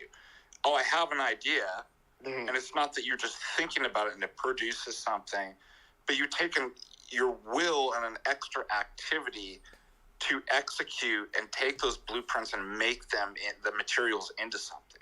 We would say the Christian God does that. So it's not halfway intentional. It just comes out of a dream. It's like, no. Yeah, because you know what it is, Father? I kind of thought of like, okay, maybe the problem of evil solved if this being was kind of like a primitive mind, a subconscious mind, right? That just does something, and we are its conscious version. Like, we are its eyes and ears, and it's kind of manifest. Well, that's the kind of the David Icke worldview. Yeah, kind of, well, not, you know, a little kind. I guess he takes it from like these like non-dualistic people, like this kind of like the Veda, whatever you call them, the Bhagavad Gita type. We're all Brahmins sleeping, coming to life type of thing. You know, and I watched your debate with what's his name also, Arvil. Oh, that old debate. Yeah, I mean, no, not the old guy, the younger kid. No, I'm saying that's an old debate. I forgot about that debate. Yeah, the perennial. I kind of think perhaps God would even, you know, kind of drop pills everywhere. But you said, how would you know which pills are right? Well, how do you know which of these things are true? So I do think you do a great job with debates and things like this. So my last question is this, because again, you kind of see I'm coming from this all is one distinction place, you know, this Rupert Spear non-dualism, or even Taoism, if you will. Why couldn't the Trinity, instead of God being a Trinity, extend itself to all persons simultaneously? Instead of three peoples in one, why couldn't it just be all peoples as God? You see what I mean? Well, for one, we have a fundamental belief in the distinction between the creator and the creature. So there's an uncreated creator, and the creature is distinct from him. So in the analogy that FDA was giving, like when you create something, the creation bears the imprint and the idea that you put into it, but it's distinct from you. It's the effect. And so we think that God is the creator and he's uncreated, but the created order is an effect. And so it's not identical to him, even though it does bear some of his imprint. And so, well, why is the creation kind of screwed up? Well, that's where the fall comes in. So for us, the fall of Adam is a key indicator, not just of man's moral failures, but also that it's, in the Orthodox view, the entire metaphysics of the cosmos is affected by man's fall, because Adam was intended to kind of be a sort of God-like being. Yeah. And so when he fell, it didn't just affect him morally and spiritually and biologically. He was a macrocosm. It's the whole macrocosm of the universe is affected. Yeah. And that's why there's, you know, decay and death and, you know, entropy and all this kind of stuff. But this was part of God's plan initially, because he must have known this would happen, correct? Well, we think that God can be God can permit things without being the direct cause of things. And so because he wanted beings to be like him in the sense of having free will, he chose to create a world where there was that freedom rather than just determinism. Is, Jay, too, because the worldview I was subscribing, I'm kind of, like I said, I'm still searching, if you will, because I went from Catholic to deist to almost atheist at one point. Now this kind of like flotitious panendeism guy, the universe, whatever. And I don't even think we have free will. And that kind of, I guess that's almost like that's like almost like has to be that way if I believe we're all one, right? But you're saying no. I mean, yeah, exactly. And I would argue that I can't even know what the hell I'm saying. Right? Exactly. So if there's not free will, it would lead to a defeater for knowledge, because everything that you believe you're coming to know is not your truth or something that you're choosing, or there's no virtue, there's no actual discovery of truth, there's just what is. And so there's if you watch the debate that I did with JF, that's where that debate ends up being. Yeah, it ends up going to that, because he's like a strict determinist, and I'm like, well, if you're a strict determinist, then you're not actually winning a debate, because debate presupposes the true versus the false. If everything is determined, there is no true versus false. There's just what is. And Chase Haggard says in the chat, primary to secondary causation. Yeah, I meant that when I was talking about, so God permitting does not mean that he's the direct cause of every event. So in other words, I might know that some bad event's happening, and that doesn't make me the cause of it because I know about it. So if I know that there's something happening down the road that will remedy that event, and not everybody knows that, right? You could say, well, that's maybe an analogy for why God permits the fall to happen. because in the end we end up with a more virtuous, better situation in the eschaton than the here and the now. And I think that's kind of the point of the book of Job, is like, you can't see and know all the infinite variations of people's choices. God knows those things, and we couldn't even understand what it would be. So rather than explaining every philosophical dilemma, the point, I think, of the problem of evil from the Christian perspective is that we at least get a basis for what's good and what's evil, even if we don't have an explanation for every event of evil. Does that make sense? No, I get it. No, like, we couldn't know if God's plan was larger than what I comprehended. Like, a baby gets by a car, okay, that sucks, but that's probably down the line in his infinite whatever knowledge that was actually part of a greater. Look, if you guys are right, then heaven or whatever the end result is superior than anything I could come up with. So ultimately, none of these things really hurt that much in the end. The other thing I'd like to ask too is, how's your track record on judging objectively things that you thought were wrong? Like, oh, this was a bad thing. In other words, have there been things that you thought were like really bad, but something came about really good from it? My whole life is that way. I mean, I've, without knowing, like, kind of like knowing God, like, I don't know how to explain. I've submitted to what I think you guys would call God. My version of God is greater than, I don't know, whatever. It's just thing. I don't even know what it is. And I said, I'm going to just do it. I'm going to do what's right, whatever that means, right? Now, I remember I was raised Catholic for 23 years, so I still have the Christian ethics in my DNA, if you want to call it that. So I'm not doing, I did my hedonistic lifestyle. I did the women, the drugs, the party. And I learned through experience that that's just repetitive, insatiable nonsense. Now I realize I have a family, I have a wife and 2 children, and I try to do better for the community. I try to tell the truth about the world, and I'm extremely politically incorrect in this world today. Anything's offensive, right?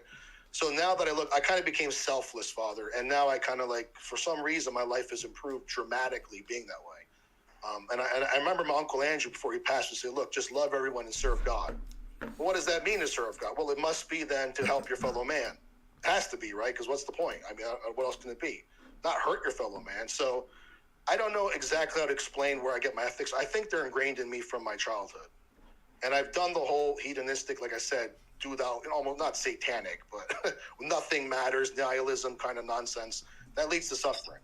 So I've learned from my experience that being in that, I guess, fast life, being in the Marine Corps, seeing death and destruction, and just accepting life. Okay, you know what? Things are happening. Like right now, as we're speaking, children are being killed. People are getting raped. But also babies are being born. People are getting married. So there's this good and evil happening every second of our lives that we have no control over. Yeah, and I've kind of come to peace with that. Like as a Stoic, I said, okay, I'll maybe Stoic about it. What can I do in this world? So I don't know if God gave us purposes. I don't know if you guys subscribe. Like, okay, this guy will be born. He will do X, Y, Z. No, we think so. Yeah. Yeah, absolutely. You do believe that, Jay? I thought you could, because then free will, then it goes back to that free. The purpose is that you have a telos, that you have a potentiality to achieve that telos if you maximize and act on the virtues. So you don't not everybody necessarily achieves that purpose. Right, and like someone like myself, let's suppose I don't ever come back to the church, yet I still live a life more than most Christians that I've seen.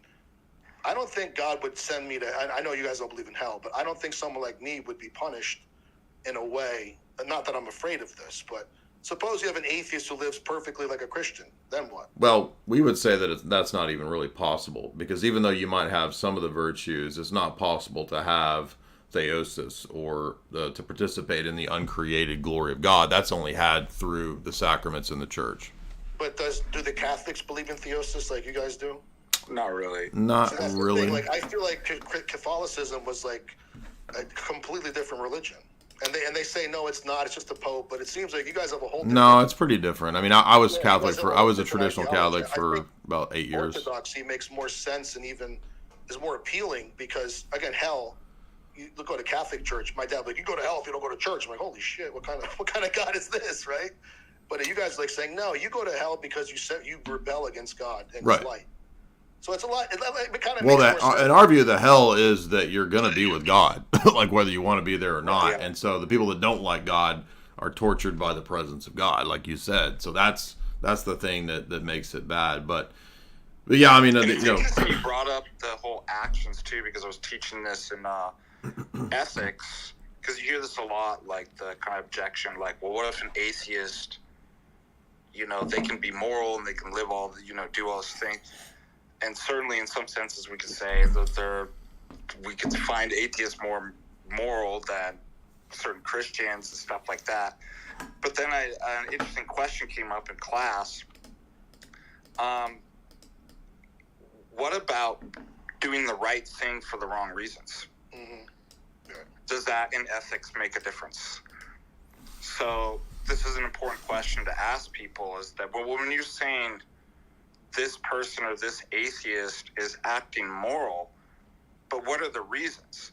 For example, I could feed the poor because I want people to see me. Right. Right. Yeah, you want that. Or let's say, let's say I'm a cop and I'm like, you know what? Like, I'm here to, I break all the, let's say I do all the good things because I don't want to get in trouble or something like that. Right. But if I could, you would be, yeah. I'd plant drugs on the guy. So, like, there's this notion of, like, it's not just about being moral, but do we have the right reasons for doing it? The intentionality behind it. Yes, absolutely. And according to your religion, God would know that. God knows that. And part of intention, so we have something very similar to a virtue epistemology, but it's who you are. So intentionality, the right reasons comes from right character. And right character is acquiring the virtues. And that is your true nature, right, Father? So if for example, if tomorrow murder was legal and I don't murder, it's my nature not to murder people. So even if it were legal, I wouldn't do it because that's my nature. So that kind of thing. Actually, Paul does say that the law was made for the lawless man, because the man who is lawful doesn't need the law because he has cultivated the virtues. He would not choose the wicked choice.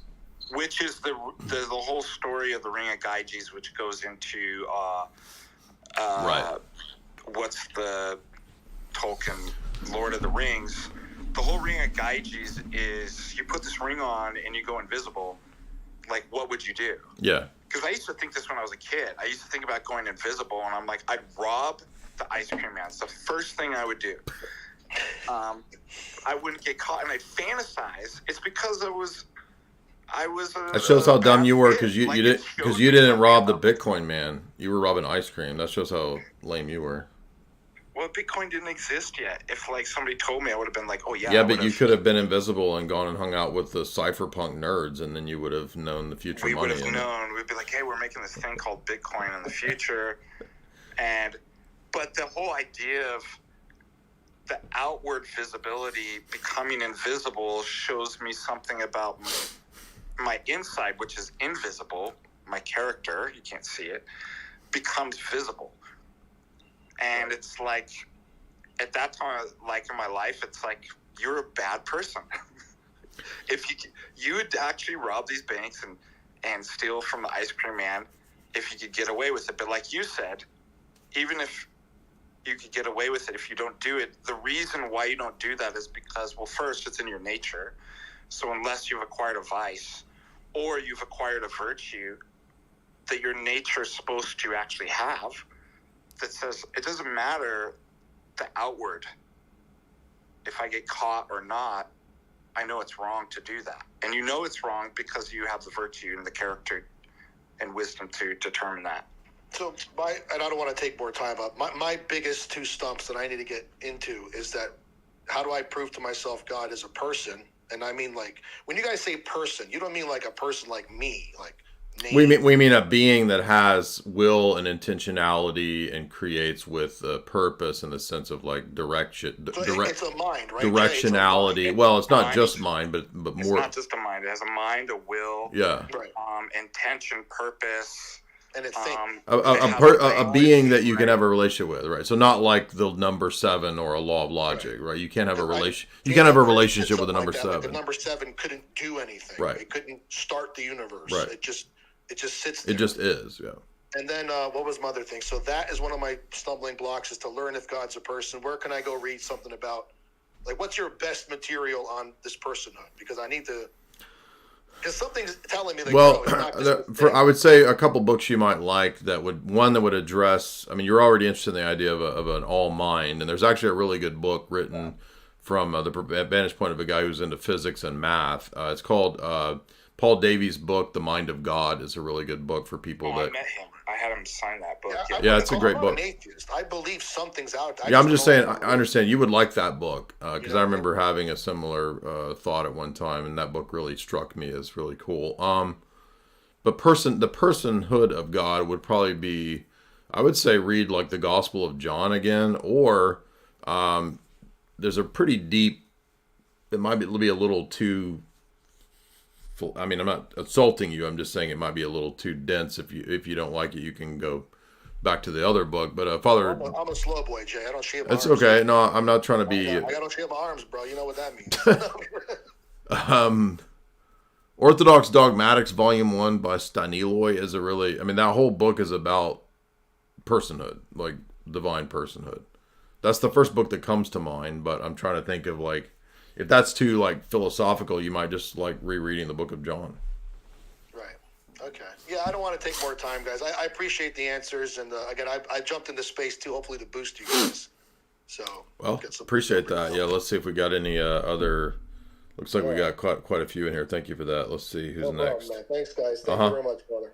Daniel was trying to get in here earlier. What's up, Daniel?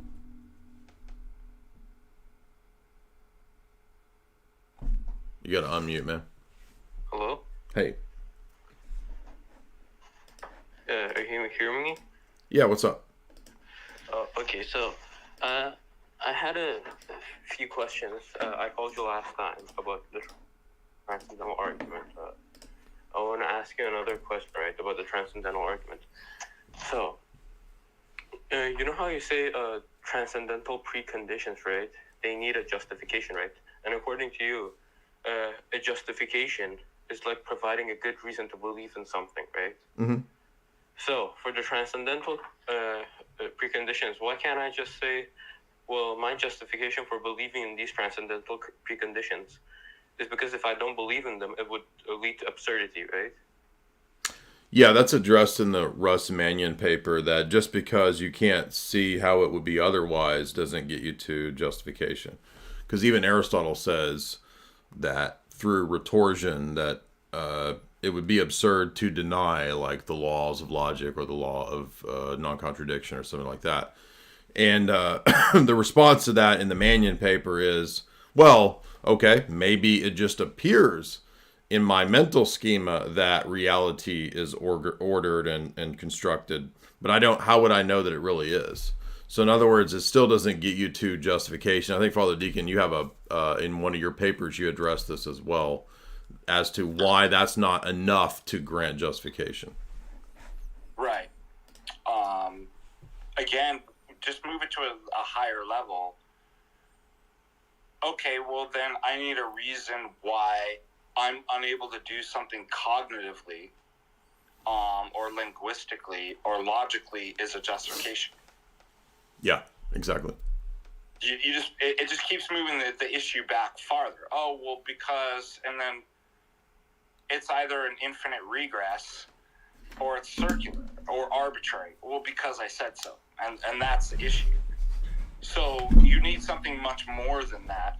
That's why in the Orthodoxy, it's not simply impossibility, the contrary, but there are positive conditions that give an account for how all these things are related, how it would work, how it would provide. It would be the only thing that would be the possibility of being something that could be a justification, et cetera, et cetera. So it's a whole, that's why we say it's an argument for a whole paradigm.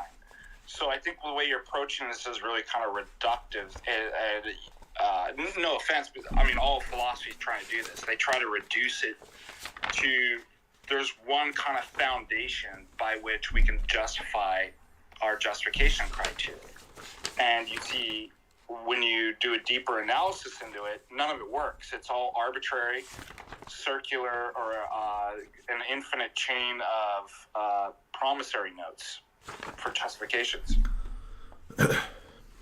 Yeah, so like if you read the Mannion paper, if you go down to the section called the deductive problem, and then when he mentions logic, if you come down a couple more paragraphs, he actually addresses this point right there, and he says, well, maybe we are just predisposed to think that our structured reality matches up to the external world. But how do we know that it really does?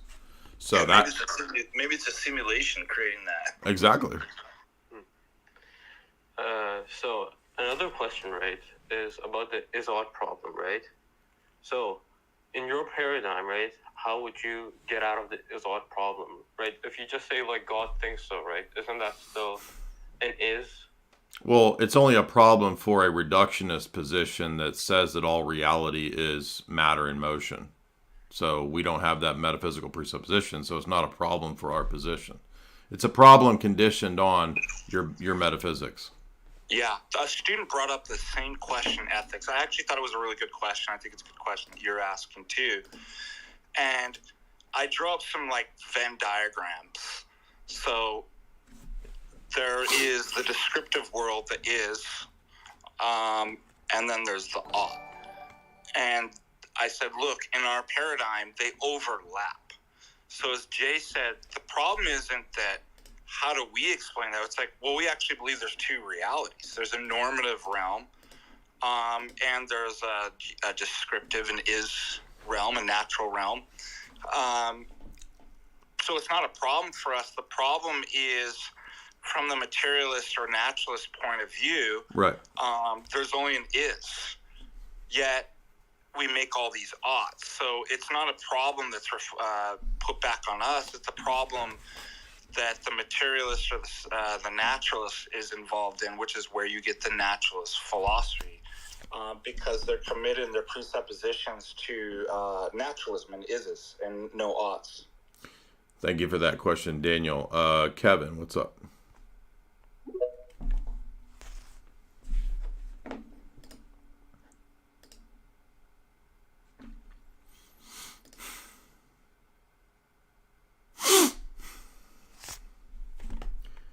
While Kevin's connecting, we'll go to the micro something.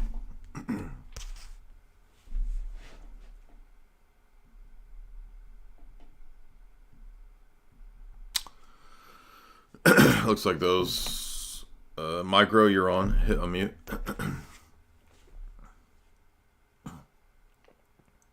You gotta unmute, man.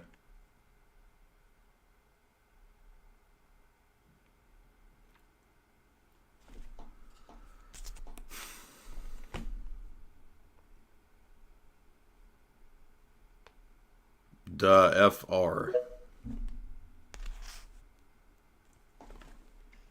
Hello? Hey.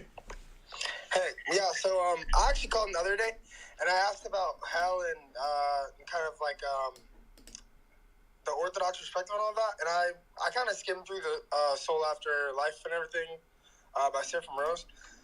But in that, I also started looking a little bit at St. Maximus the Confessor, and that whole thing you're kind of talking about. But then it was kind of interesting because I was reading someone, and I mean, I don't agree with them, but they ended up being like a universalist, and they were saying that they kind of use Maximus the Confessor to like justify that.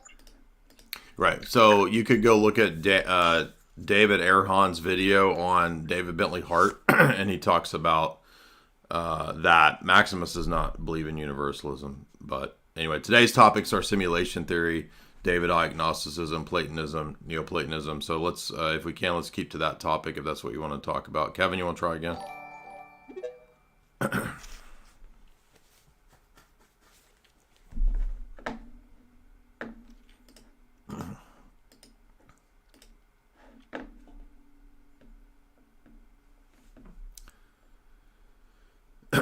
Let's see. Big Boss, $20. I saw Blade Runner movies, both of them, and I watched your videos. I was still taken back by the films. The AI girlfriend, Joy, was ahead of its time. Yeah, that was pretty crazy. I forgot about those deep dives I did on Blade Runner. Thank you for checking them out. Dave the Philippian, $10. The David Icke videos are fun, goofy. When Elon calls into Icke interviews on Alex and they spout Gnostic transhumanism, it wasn't funny anymore. Well, I was hoping David Icke might agree. I didn't think he was going to hop in this space, but I was hoping he would agree to a debate with Alex moderating. I think that's what Alex said that too. He's like, I'll moderate. Fox won actual $5. David Icke used to say that he was the son of God. He's a goofy guy. J. Rock. I'm trying to remember the first time. The first time I saw David Icke was like probably 2003, and I saw a presentation that he did on like, you know, occult esoteric symbolism, and I thought it was an interesting presentation. I watched the whole 3 or 4 hours. It's like one of his earliest, 3-4 hour talks. And then I'm trying to remember. I don't remember what the first book I got was The Biggest Lie, I think, which is his 9/11 book. I probably got that in 2007, 6, 7. And then I remember reading another one of his books. I think I read The Biggest Secret around that time. And then I read his Perception Deception book, which is like 700 pages. I think I read all that. So, I've heard Alex interview David Icke probably 70 times over the years. I mean, I've heard a lot. So, and I remember when David Icke was sold out Wembley Stadium, I listened to watched that whole talk, which was like 6, 7, 8 hours. So, I've been a long time, I've been familiar with David Icke stuff for a long time, almost probably 20 years. Cryptonomics. What's up, dude?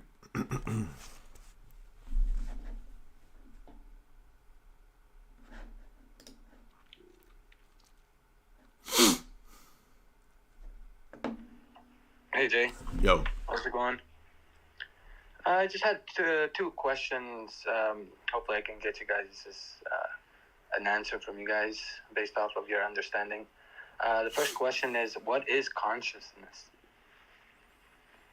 Well, in our in our worldview, it's one of the traits or properties that humans have that is proper to their nature. So it's something fundamental to human nature. It's something that can never be lost from human nature in the sense of like the mind. So whether you're in a waking state or a sleeping state, if you mean conscious or unconscious, that's a different sense of mind. For us, mind is an essential property. It's the inner storehouse of the ideas, right? It's the you could say it's consciousness if you mean mind. So for us, it's the mental state proper to human nature, and every person has a mind. Correct. Okay. So would consciousness be the same as the soul, or is that two different things? We would say there's more to the soul than just mind. Mind is a key element, but sometimes soul is also in the Orthodox tradition a little closer to the Hebrew idea of also including the heart. So the soul is mind and heart. That is the immaterial component of the human being. The other component being, of course, the body. I would add to that. I'd say consciousness is a property of mind. Yeah. But strictly speaking, it's philosophically defined as qualitative awareness of what it's like to experience something. So animals, even though they don't have mind, human minds, they have consciousness. They have an awareness, but they don't have discursive reasoning, abstract reasoning, rationality, and things like that. So why that's really important is there's different levels of consciousness. Yeah. So that means that, and we have that too. You can notice that you're aware of when you're drinking a coffee or something like that, but you're also aware, I hope so, the thoughts and reasonings and discursive and inferences that you make too. There's an awareness that. So just generally speaking, conscious means it's the mental property or cognitive property of being aware and having a qualitative what it's like experience of things. And if you're looking for an Orthodox book on that, that's a good introduction. That's brief. St. John Damascus's book, Fountain of Knowledge, defines all of our orthodox ideas philosophically. So he talks about what we think about mind, what the soul is, what virtues are, what logic is for us. It's a great introduction.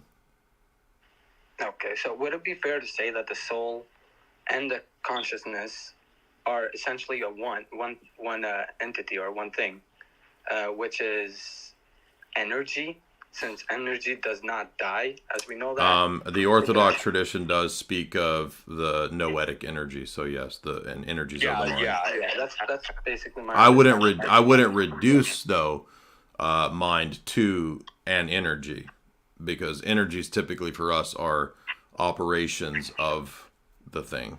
So you have, and we wouldn't call soul or consciousness a thing. It's that which the person has. Yes.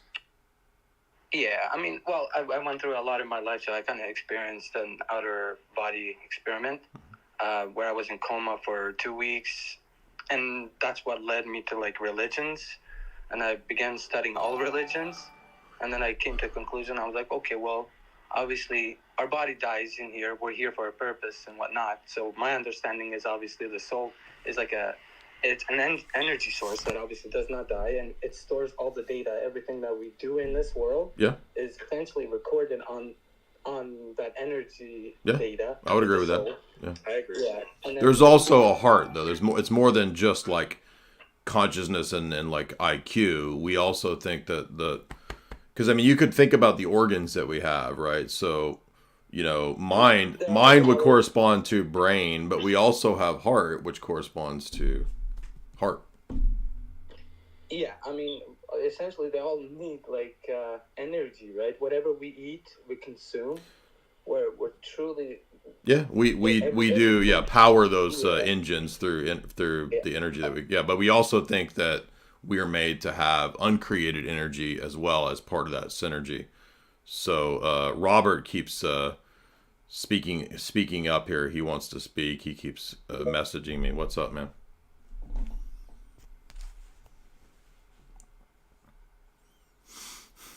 You gotta unmute.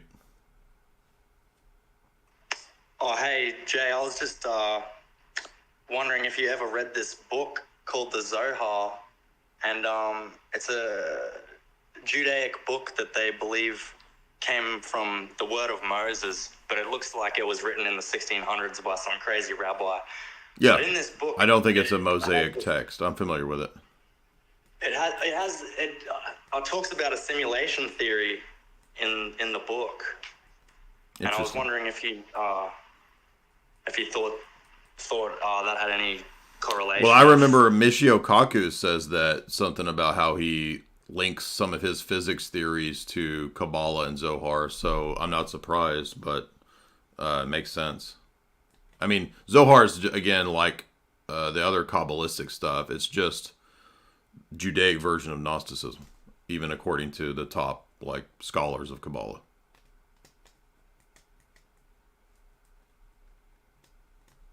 Is that it? I was also going to say, do you think it's interesting that the CIA released this simulation theory of all people? Yeah, I think that is sus. I mean, I don't believe in simulation theory, so I think it is being promoted from the top down. Absolutely. Anyway, good questions. Micro, did you want to come back in? Did you speak yet? We got a bunch of people wanting to speak now. You gotta unmute. How do you see do you only see who wants to speak? I mean, I see all the people requesting to speak. So there's like 13 or there's 13 now. What do you mean? So because I can't see it. You must be. Oh. Well, yeah, I'm the host, so I see a different screen. Go ahead, man. What's up? You gotta unmute. Yeah, unmute, man. You're raising your hand, but you're on deck. What's up? Unmute.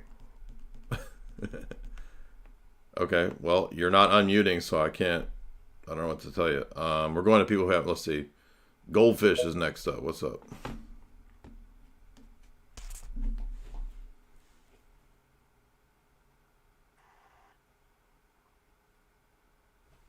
You got to unmute, Goldfish. Oh, hey, I just got you.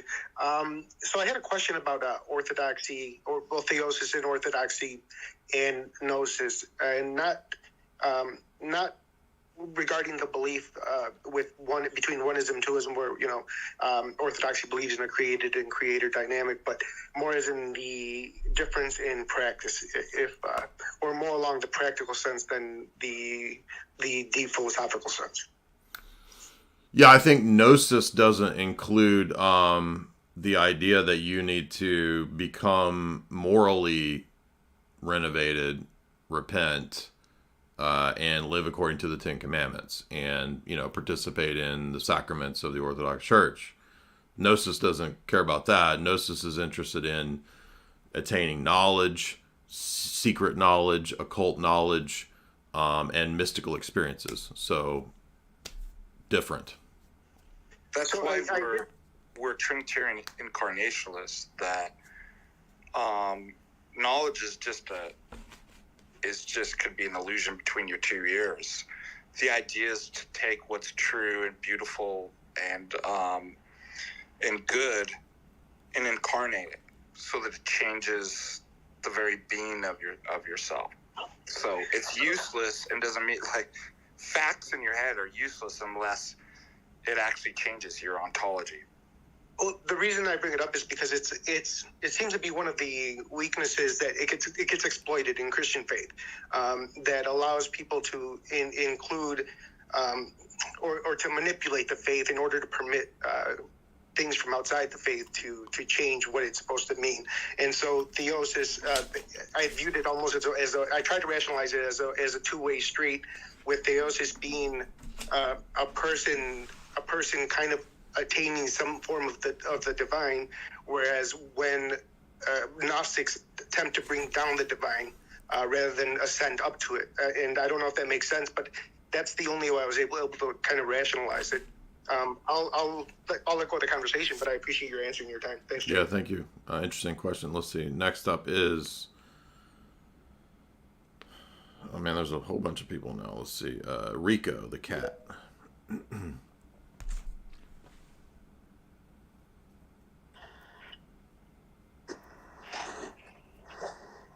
Hello? Yeah, what's up, man? Hey, AJ. Love your stuff, by the way.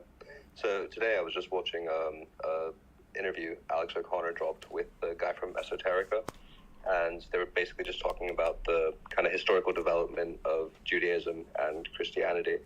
So they kind of went into how Yahweh was like the thunder god and a god amongst many, then went into monotheism. They then went into Christianity and how there were multiple like Jesus-like figures from Galilee, and they then went into Gnosticism and how Gnosticism seemed to be, one of the big contenders against Christianity in Europe, and they had an interesting part about how Orthodoxy won out.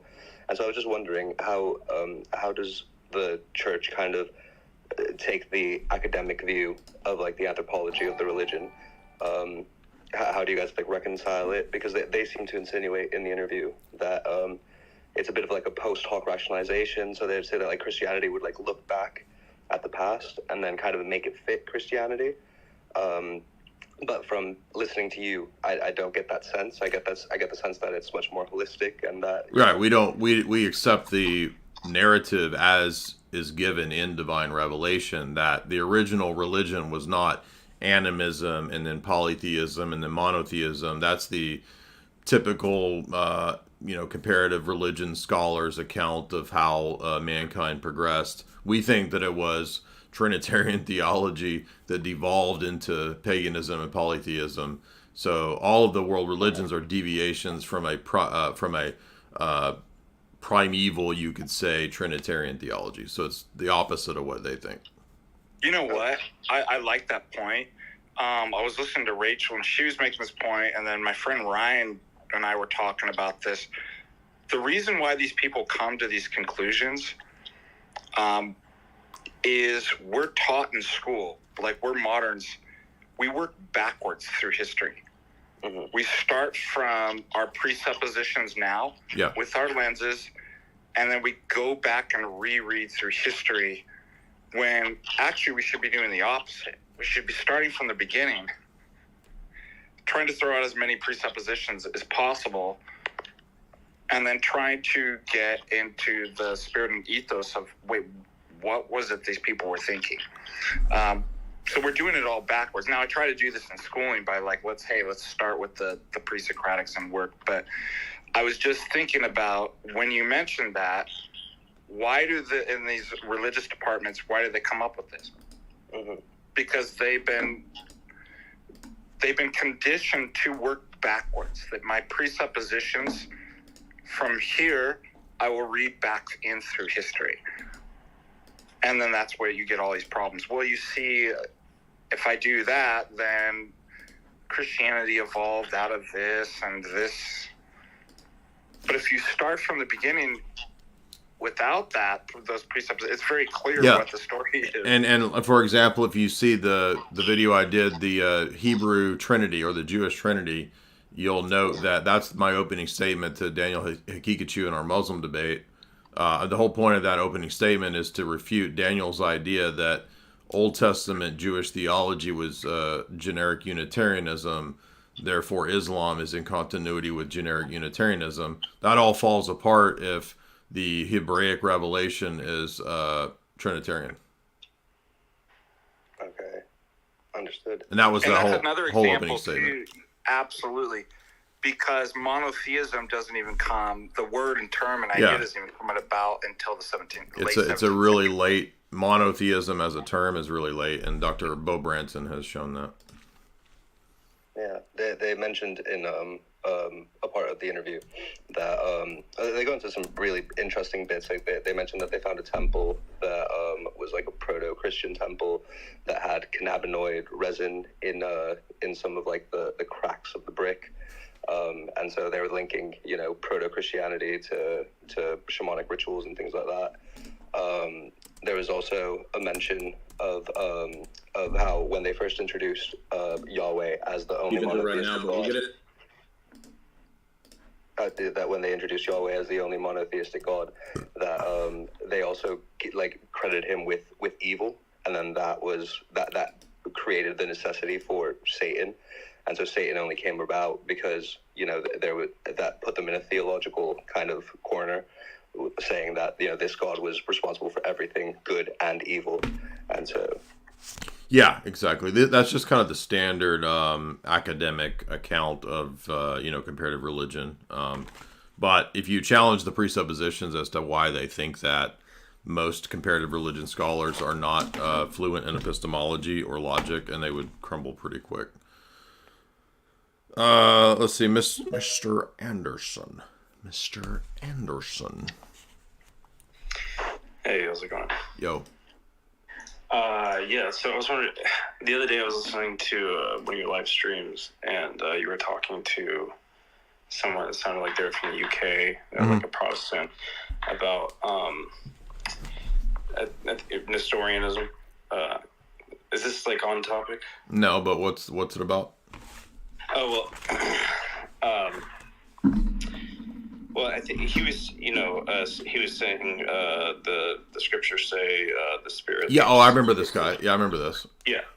Right. So, and you said, I think you said something like, so you believe the divine essence left the body of Christ. That's even a worse heresy. Right. So, and I'm wondering, I'm just trying to understand this. So I understand that there's two natures in one person in Christ, and when he died, his human soul was severed from his human body. Right. So where, and I don't know if this is a dumb question, but where was the essence of the divine essence at that point? Well, the divine essence is omnipresent, and John Damascus makes that argument as to how it could never be severed because it's omnipresent. There's no place to go, and he's, you can cite David, if I descend to Sheol, how can I flee from your presence? If I go to Sheol, you are there. So John Damascus says there was no point ever at which the divine was severed from the human nature, even when the human soul was severed from the human body, because the divine person of the Logos is the person to the human soul that descends into Hades. Okay. There's a great prayer and liturgy that I do too, in the tomb with the body and soul. Yes. in Hades with the soul, in paradise with the thief, together with the Father and the Son, O you who are boundless. Yeah, what Father Deacon said right there is expressing exactly the argument that John Damascus makes in Book 3 at the very end about the death of Christ.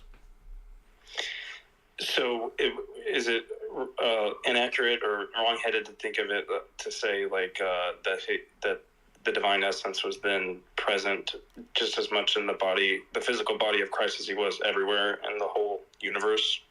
Yeah. Okay. Yeah, John, if you read John 1, John makes this point there where he says that, he says, in the beginning was the Word was with God, the Word was God. Then he says that we beheld him in the flesh. And then he goes on to say that he was in the bosom of the Father even when he was with us in the flesh. Gotcha. Okay, well, that was it for me. I really appreciate it. Yeah, Thanks. great question, sure.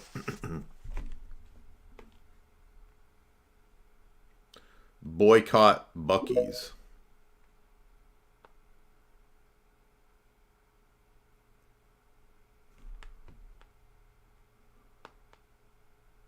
You got to unmute, man. Yeah, so I had a question or a line of thinking somewhat along the lines of what Lucas was talking about. So when I'm thinking about a simulation, a way to go about, I feel like, branching beyond just the thought that we're all sort of in this giant sort of deal is like stuff in the realm of the occult and whatnot. And in terms of, I'm not sure if you're familiar with Ed and Lorraine Warren at all, the stuff like the Conjuring movies. Okay, Yeah, so yeah. some of that, some of what they got into has been an interesting way to kind of look at and think about, spirituality and God and getting into this realm of stuff like beyond the simulation in a way. And so like stuff like astral projection and the CIA coming out with like declassified documents on that and that being legit. And obviously there's stuff like witchcraft, all this stuff is real and does exist, but stuff in the realm of like you have like Lorraine Warren, someone who's like a clairvoyant or whatever, who's like spiritually gifted, quote unquote.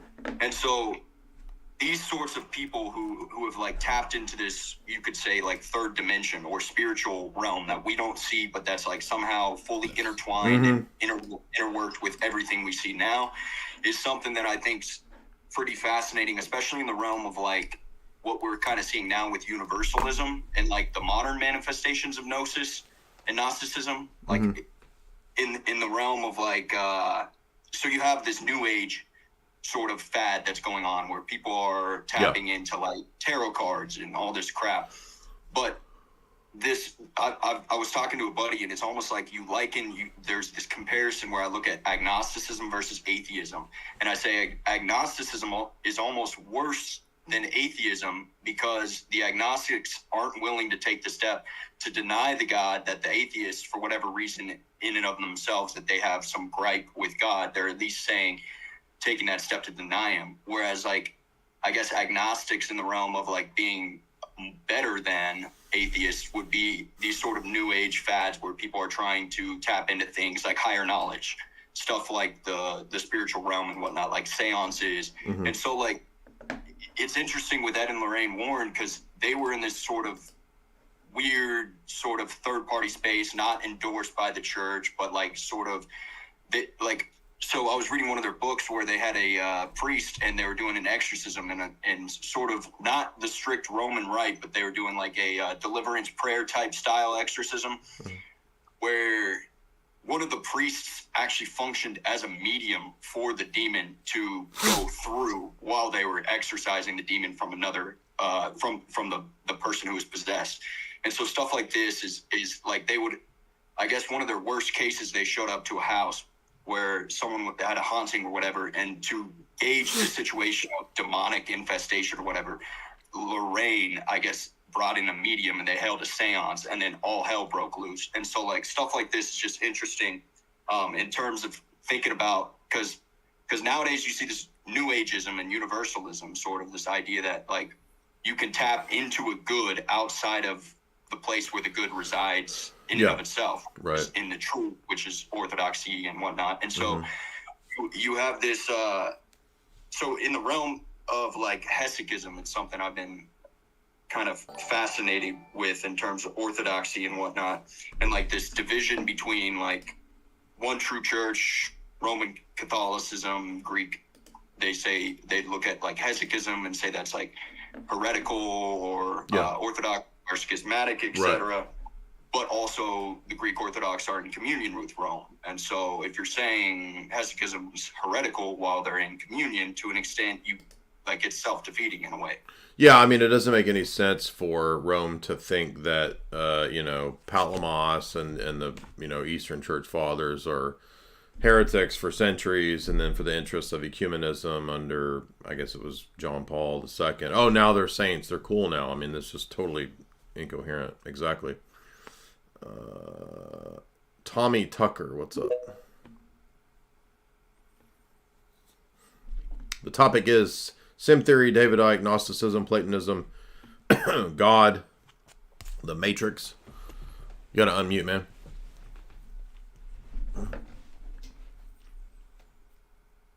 Tommy, are you gonna unmute?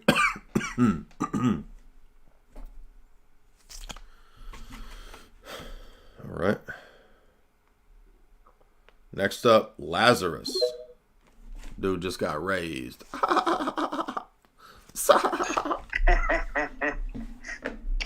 Hello.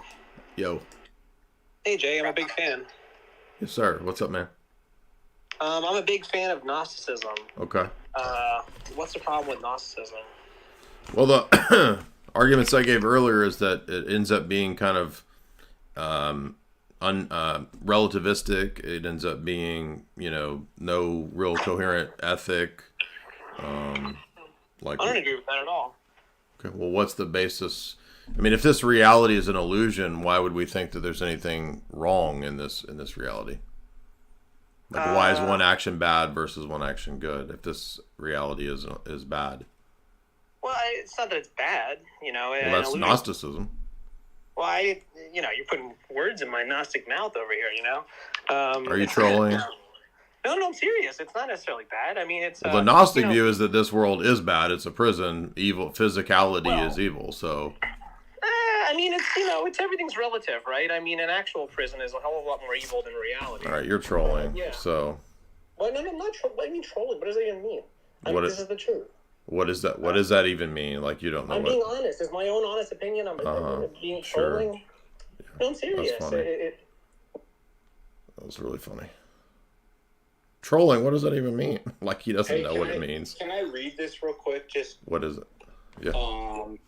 I was like citing, I've written about it, Vogelin's distinction, kind of 6 characteristics of Gnosticism. Yeah, absolutely. How does Vogelin, the famous philosopher, how does he describe it? Yeah, and it makes it really good just in case people are getting confused, like how this is different from Christianity. He says, number 1, must first be pointed out that the Gnostic is dissatisfied with his situation. This in itself is not especially surprising. We all have cause to be not completely satisfied with one aspect or another of the situation in which we find ourselves. 2, not quite so understandable, is the second aspect of the Gnostic attitude. The belief that the drawbacks of the situation can be attributed to the fact that the world is intrinsically poorly organized, or it's a simulation. For it's likewise possible to assume that the order of being as it is given to us men, wherever its origin is to be sought, is good, and that it is we human beings who are inadequate. But Gnostics, they're not so inclined to discover that the human beings in general, and they themselves, in particular, are inadequate. If in any given situation something is not as it should be, then it's the fault's to be found in the wickedness of the world. Yes. Point 3. The third characteristic is the belief that salvation from evil of the world is possible. 4. From this follows the belief that the order of being will have to be changed in a historical process. From a wretched world to a good one must evolve historically. This assumption is not altogether self-evident because the Christian solution might also be considered, namely, the world throughout history will remain as it is. Now, if I could just pause right there, what the historical thing, and this is where you see the AI, is that they believe that the Gnostics will actually evolve the world in kind of alchemical rising. Great work. The great work is to transmute this world. Yes, where the Christian will say, no, the world will remain the same. The Christian solution is that man's salvation is brought about through grace in death. So notice we go the other way. Yeah. We actually look into the grave at the cross, right? 5, with this 5th point, we come to the Gnostic trait in the narrow sense, the belief that a change in the order of being lie in the realm of human action. That this salvational act is possible through man's own effort, gnosis, right? 6, if it is all possible, however, so to work a structural change in the given order of being that we can be satisfied with, it is a perfect one, then it becomes the task of who? The enlightened, the David Ickes, the Gnostics, to seek out the perception for such a change. Knowledge, gnosis, is the method, right? Oh, I've got the key, you see, through it's actually a matrix and a simulation. Yes. I've got the key. You're all deceived, right? It's the ayahuasca that's going to take us and transform and give us knowledge. And this construction is of the formula for self in world salvation. So I'm saving myself and I'm saving the world. It's thoroughly egotistical and demonic in that sense. So it's called the telltale signs of like the demonic, as well as the Gnostics' readiness to come forward is what? Oh, here I am, the prophet, who will proclaim his knowledge about the salvation of mankind. So the prophet's the Antichrist. So this whole thing's the Antichrist. Anyways, that's from Science, Politics, and Gnosticism, and I think it's just, people get Christianity and Gnosticism confused. Why is it bad? It's like, it's totally demonic. Listen to what those points are. All those tenets are fundamentally against our view. For the people asking what happened to last night's funny stream about the Fresh and Fit event and David Icke the original David Icke thing and talking about Luke, I moved it to Rockfin because I couldn't get when I played the Wes Watson clip, he kept saying the F word, and I don't mean the F word that rhymes with Bucky. He kept saying the other F word that got their stream pulled down, and I couldn't figure out how to mute just that part, so I just moved the whole stream over to Rockfin. So if you do want to watch that stream, it was pretty funny. We were commenting on Wes's attack, I guess, on Andrew and Jim Bob. So if you want to watch that stream, it's right there on Rockfin. You're right. He's like the diabolical twin of Father Moses. I see Father Moses in there. Well, his voice, like if you just listen to his voice, you'd be like, "Is that Father Moses?" Father. It sounds like you, but he's like the evil version of you. All right, so let's see. We're gonna move on to next discussion. Let's see who's been waiting here. Boris and Natasha. Boris and Natasha. Hey guys, thanks for bringing me on. Happy Palm Sunday. Yes, sir. So, Jay, I was just wanting to tell you, you was one of the first guys that I listened to on YouTube that introduced me to Orthodoxy, and I started going to Orthodox Church back in 2020 before the pandemic, and then I was baptized and chrismated. Awesome. May of 21. So I just wanted to personally thank you as my inspiration for coming to Orthodoxy. Thanks, man. God bless you. Many years. Appreciate that. Yes, sir. And it's the best decision of my life. Totally changed me. I was raised Southern Baptist and had about 9 years where I was just searching. Didn't have any peace. Just everything I turned to. I looked at paganism. I looked at Buddhism, and I was into Alan Watts for a long time. Yeah, we had a couple people calling in tonight who were Alan Watts fans. Yes, sir. And And I got a buddy of mine now who's a huge David Icke fan, and I wanted him to listen to the stream. He was busy, but my question was, so hypothetically, if David Icke was to agree to a debate, what would be your, I guess, main points that you would use to undermine his worldview according to the Orthodox Christian perspective? Like, I guess, what would be the main 2 or 3 points that you would come at him with, and what's the easiest way to show that his worldview is inconsistent and contradictory? Thank you, Boris. Appreciate that. Yeah, if you scroll back to the very beginning, in the first 30 minutes, I laid out about 5 things that I think were the key points of problem. 5 key problems for a Gnostic worldview, and then I contrasted those 5 key problems with our worldview. So I remember saying, I put relativity when it comes to ethics and knowledge, incoherence when it comes to justifying how we would know that we're in a simulation, that we're being duped, ahistorical positions, which would mean that your life, your past, your history really are pointless, relativized, because this world is essentially, right, a prison. It's bad. So that then kind of means that, well, my life, my past, my country, my nation, my family, all these things are all part of the delusion, part of the simulation. So, yeah, if you scroll back, you'll see those 5 principles that I listed. That would be my 5 main critiques. Pavel, what's up?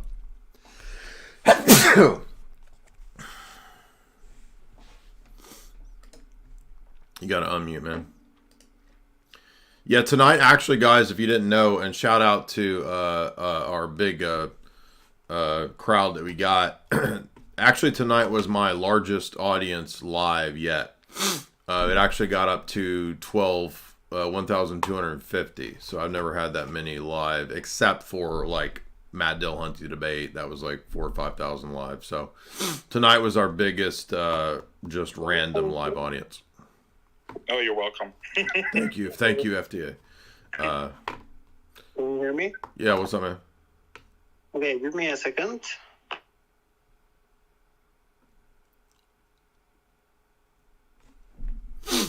Are you there? What's going on? Yes, I'm there, but I'm not a native English speaker, so you had to write my question to you. Give me a moment. Writing it to me? Yeah. Give me a second. I can't read it right now, man. I'm sorry. Let's move on. I'm not trying to be mean to you. He's gonna write it, and it's gonna come audio. Is what he's saying. Clad in purple. What's up, Clad in purple?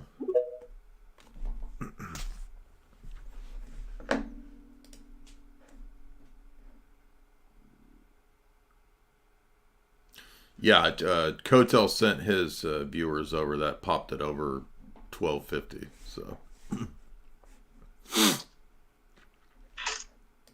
what's up, man? Right. So does Marcion count as part of the subject here? Yeah, I mentioned Marcion at the very beginning. Yeah. Yeah, just checking because it's not Marcionism is Right. different from Gnosticism. No, I think it counts. Yeah, it counts.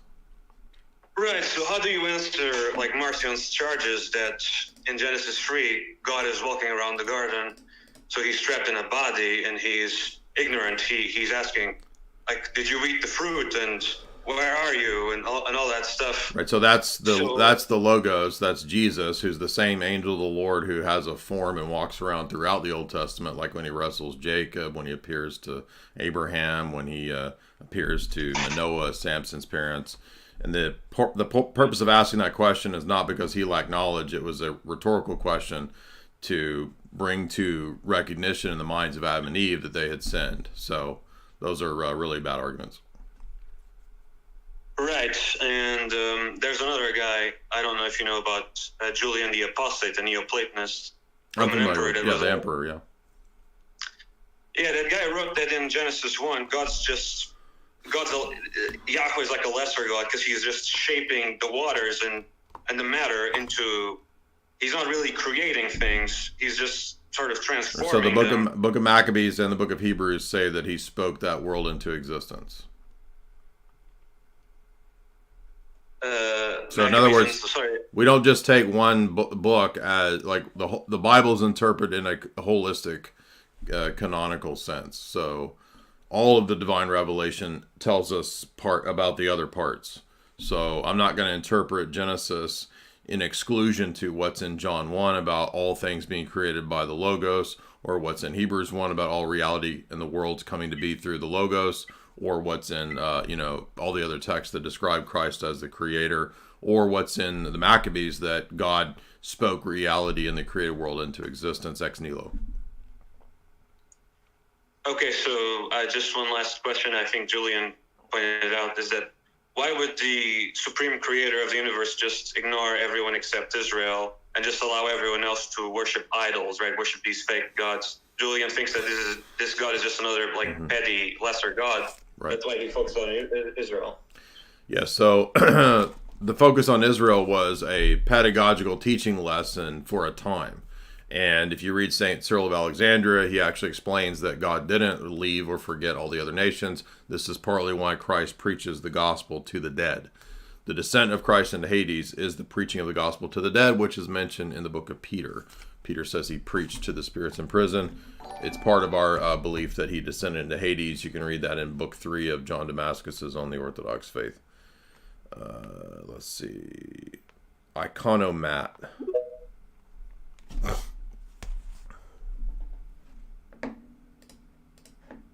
Noah M., how do we argue against pantheism and the pantheistic worldview? Well, like when we were talking to the guy that called in earlier, Lucas, and he said that he thinks God is existence, and I said that, well, that would also be a defeater for knowledge as well. If all of reality is God, we can go back to some of the same critiques of monism that we gave earlier. Well, how would we know? Why would we think that all reality is God? What does it even mean to say that all reality is God? What kind of a God? Because God, for example, doesn't have parts. He's not. He doesn't change. Reality has parts. It changes, and so really, we're getting into an idea to where God there basically has no significance.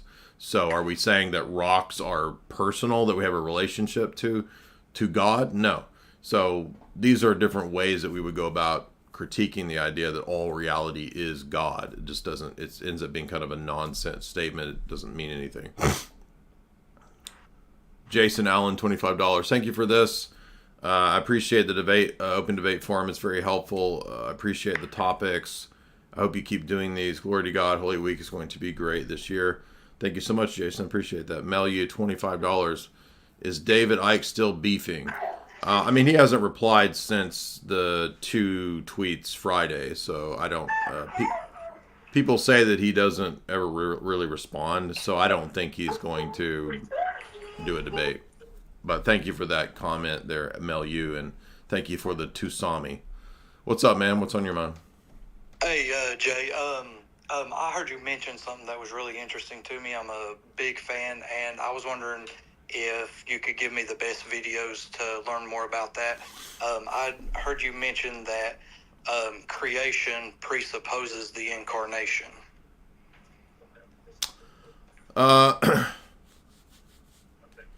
I've talked about that in maybe critiques of Thomism, Logos and Logi videos.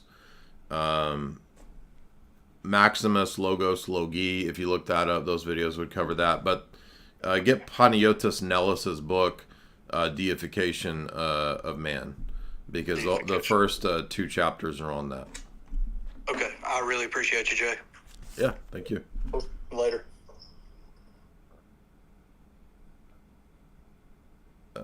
Let's see. Welcome, Father Moses. What's on your mind?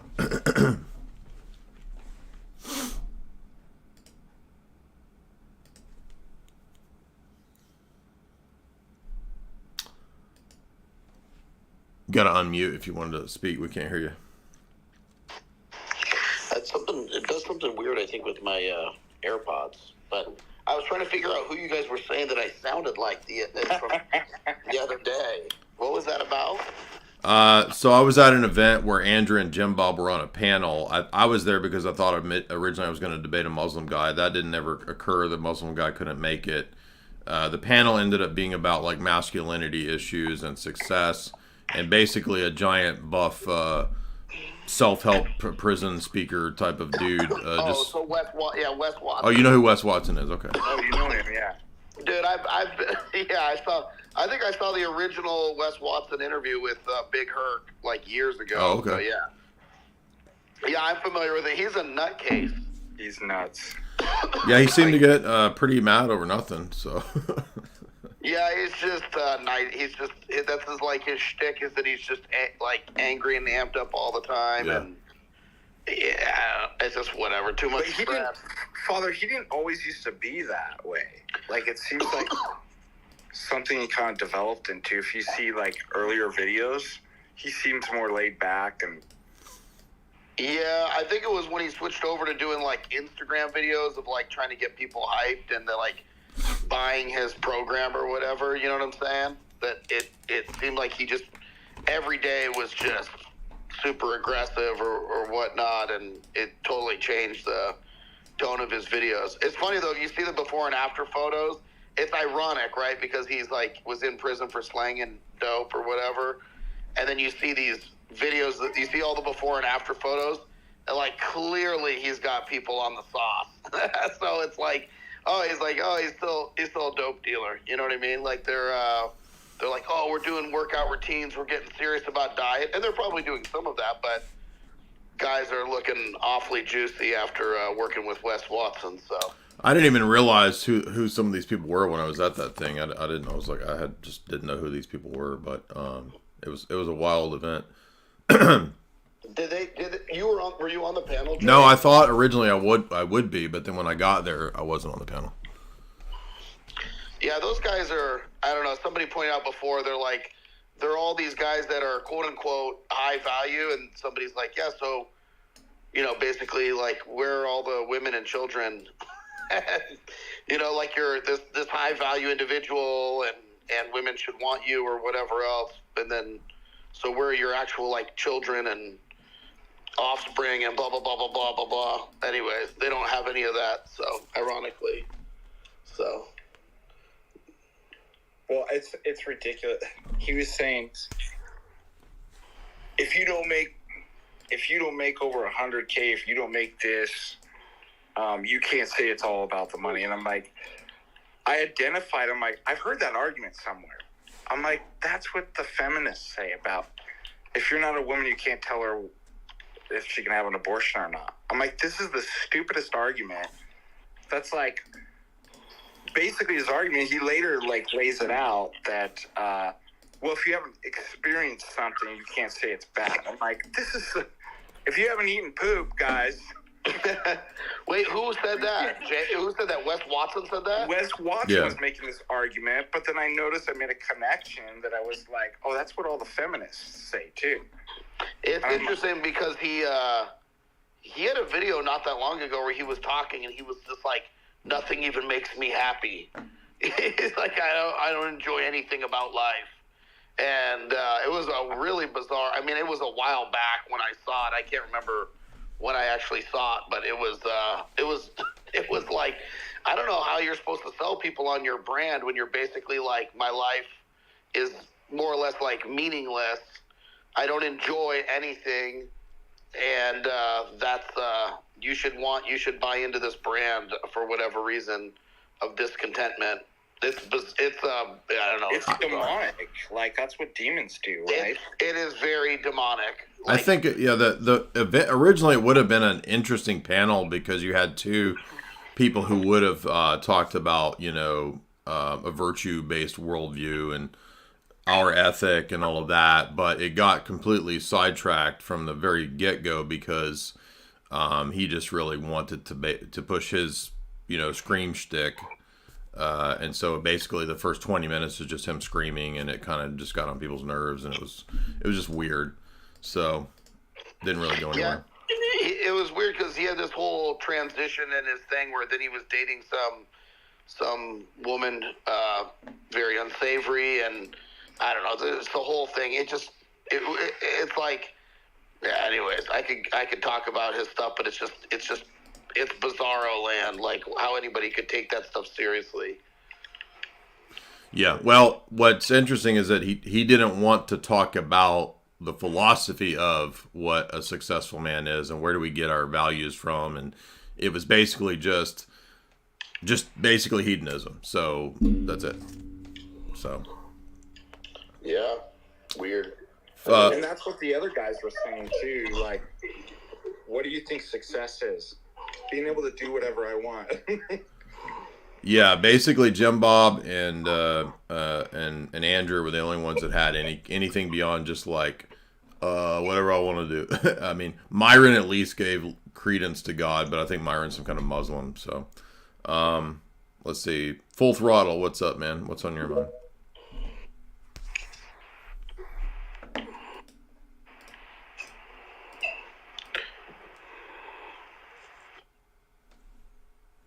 You gotta unmute. What's up, man? Full Throttle, you want to unmute?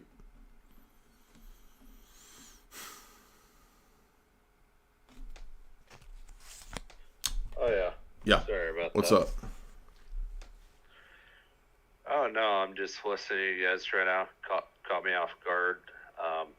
So I just wanted to join the topic of what you guys are discussing. But do you have anything on your mind related to Gnosticism, Platonism, David Icke? I was just in my own little world right now, so you guys just continue talking, and Okay. maybe I'll chime in. All right, thanks, man. Bayou Jarrett, what's up, dude? What's on your mind?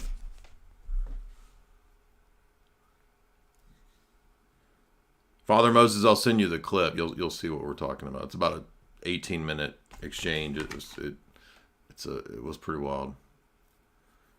We thought there was going to be a fight for a second, so it almost turned into a brawl.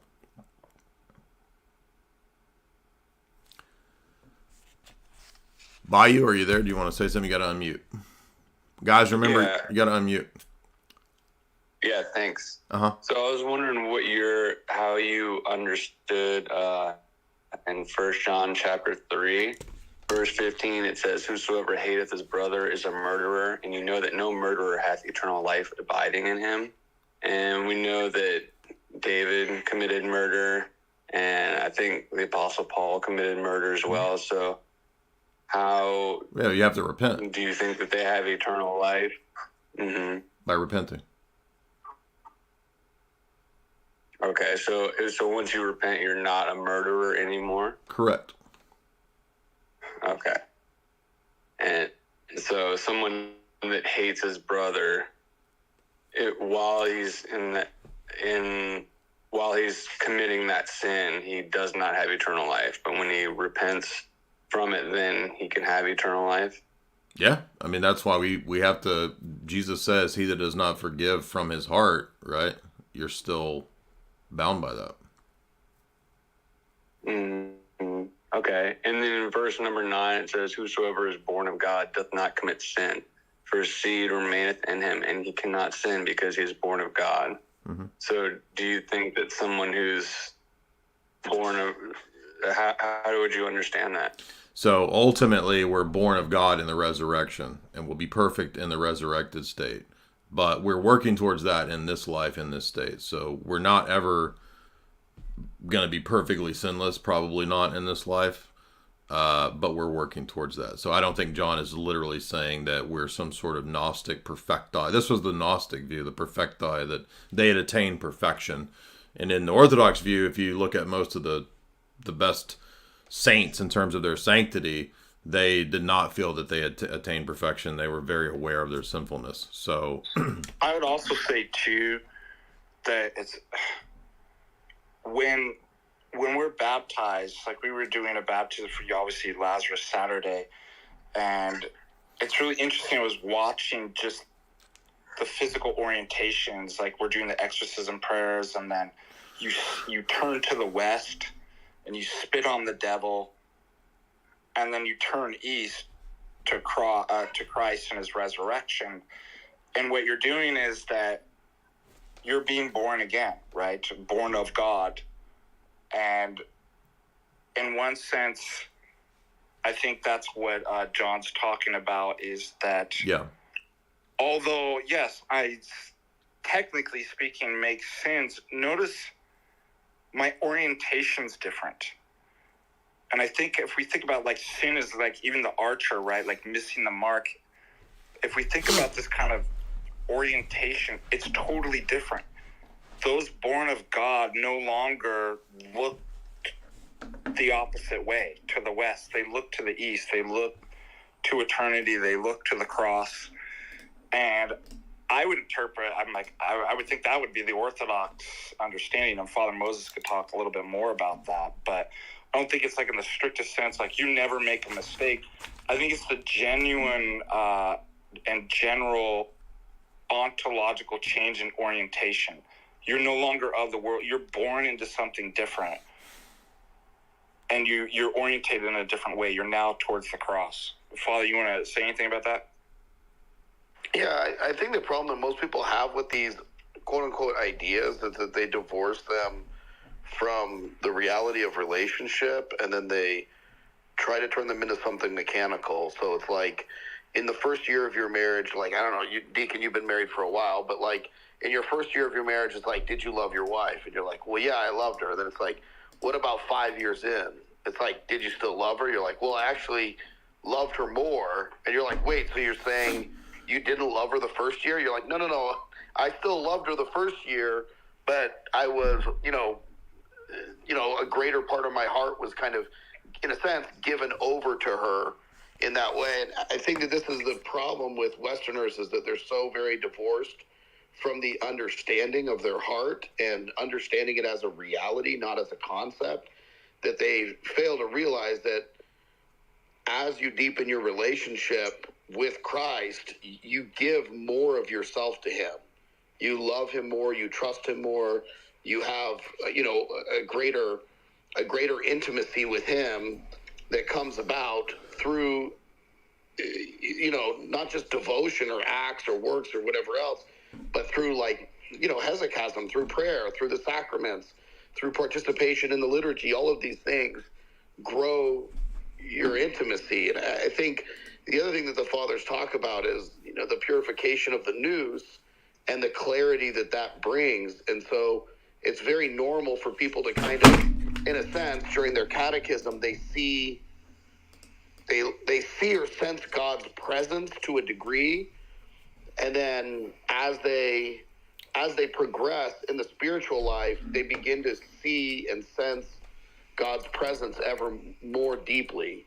And again, these are all very kind of, in a sense, they're unsatisfactory to a certain type of mindset, because everything becomes very reductionistic and mechanical. And the reality is that it's a relationship, and it's not, even though that's like kind of a cheesy way to put it or whatever that people think is cheesy, the reality is that is really what it is. And as the nous is purified by prayer, by fasting, by obedience, by confession, by the sacraments, all these different things, you begin to see God more, and you begin to experience him in ever deeper ways. So, and that's a very real, tangible reality, but it's hard to put into words or explain to people who've never experienced it. It's like the sensation of not being a Christian, and you say, I felt so empty. And it's like, well, what does that mean? It's like, well, I didn't even know I was empty until I had the grace of the Holy Spirit. Until I knew God, then I knew my emptiness. But previously, I had the sense that there was something missing from my life. But how do you describe emptiness when it's all you've ever experienced? When it's really all that you've ever known? So, anyways, those are some thoughts. Sumerian Sufi, what's up? Parish Bishop, $25. This is the best channel on YouTube. I love that you embrace your comedic side more often. Thank you for teaching and doing all this great content. Yeah, thank you. I've been wanting to, do that for a long time, so I'm glad that at least one person appreciates it. What's up, man? Sufi, what's up? You have to unmute. Assalamu alaikum. I'm an Iraqi Shia Sufi, and I was just a bit curious listening to your conversation. It seems you guys are what we would classify as anti-Platonist and anti the ideal of gnosis and things like that. I know you guys fall under the Russian Orthodox Church, so I was a bit curious. Why do you guys oppose Platonism and this idea of esotericism and gnosis? All the reasons I gave in the first hour. If you want to scroll back and on the YouTube video, you could watch all those points. But there's pretty fundamental errors in Platonism. We don't have a clear ethic in Platonism. We don't have a way to know the ideal realm, how it relates to this realm of flux. All the classic critiques of Platonism would be applicable. The monad, why would the monad split? Why do we have multiplicity at all if the monad is the perfection that we're all trying to get back to? The idea that salvation is, quote, gnosis itself is kind of incoherent. So all of those are reasons why Platonism is incoherent and insufficient. I have a question, because what we do is we kind of mix Platonist ideals and philosophy as well as Islamic philosophy into the Quran. How come you guys don't do something similar with the Bible? Do you just not see any comparison between the church's teachings and Platonism, something that's not strong enough to unify them? Because for us, we just kind of branch it all together. We see that the Quran matches Platonic ideals, and Platonic ideals match the Quran, and so on. Yeah, well, the God of the Quran is an unknowable deity, and it's a contradiction to the prior revelation. So if you watch the debate that I did with Daniel Icke, who, although he's not a Sufi, the debate that I had with him, the problems of the theology would apply to you as well, even if you are a Neoplatonic interpreter of the Quran. Well, that's an argument for another day. I'm just curious on your guys' viewpoints, especially because I've been seeing more Christians recently get into the ideals of, Platonic theory, but I see it's mostly the Orthodox who are pretty, anti-Platonist. So that's why I was just curious. I appreciate the answers. Yeah, thank you. Yeah, I'd go check out that discussion with Daniel Icke to get an idea for where I'm coming from. Imam, what's up, Imam? Imam something. I can't read the rest of it.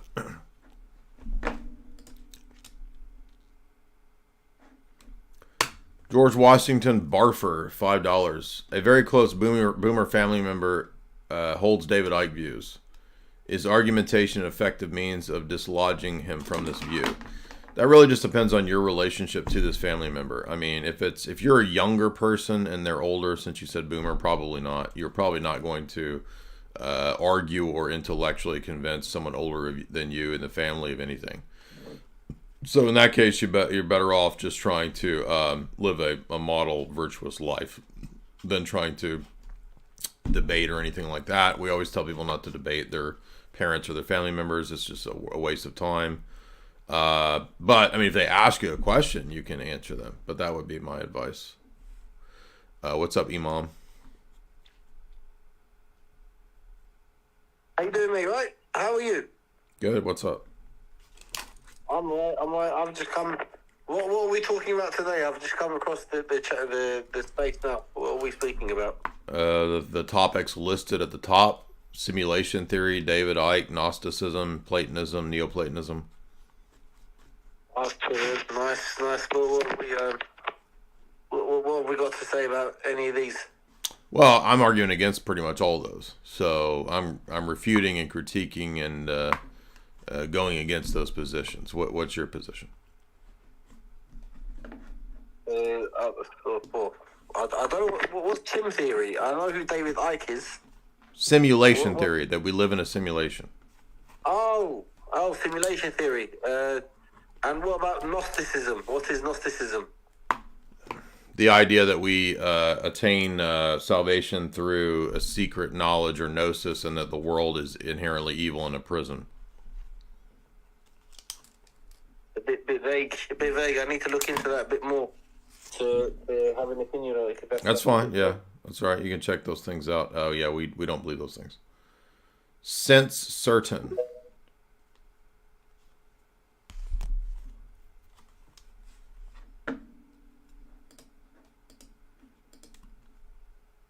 You have to unmute.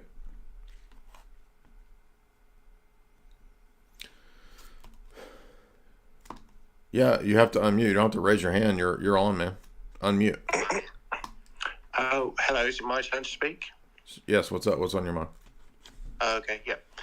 I was just wondering, is gnosis always sort of Apollonian knowledge? Sort of reason-based knowledge, or no? Or is it always like knowledge of one's emotions and control of one's emotions? So, for example, with the creation myth of Adam and Eve eating the forbidden fruit, which gave them knowledge, but actually that resulted in the emotion of shame from the knowledge that they were, naked. So it seems to me that, in our current sort of, in modernity, where we have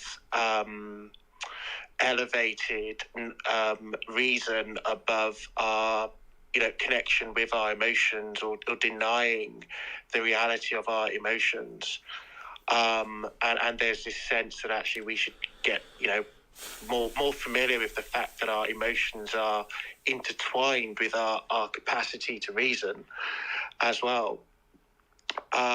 Could that actually lead to more gnosis, to more mysticism, if we were to connect the two together, rather than what is perceived to be, a more sort of grounded state? Interesting question. I mean, I think that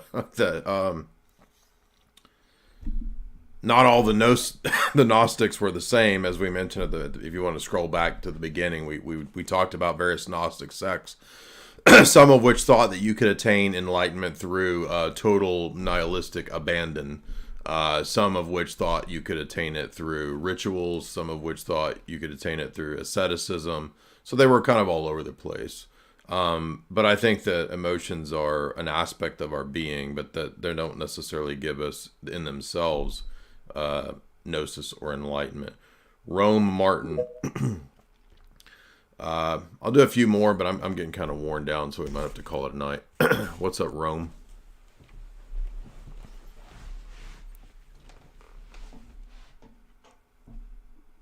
You have to unmute.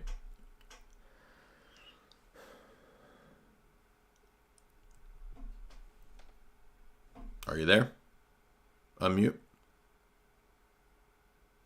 Okay, I think you have to turn your mic on or something, so we can't hear you.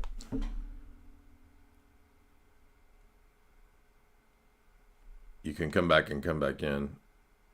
Come out and come back in. Noah M, what's up?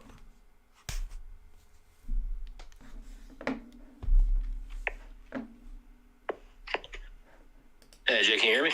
Yeah, what's up? Hey, thanks for having me on, man.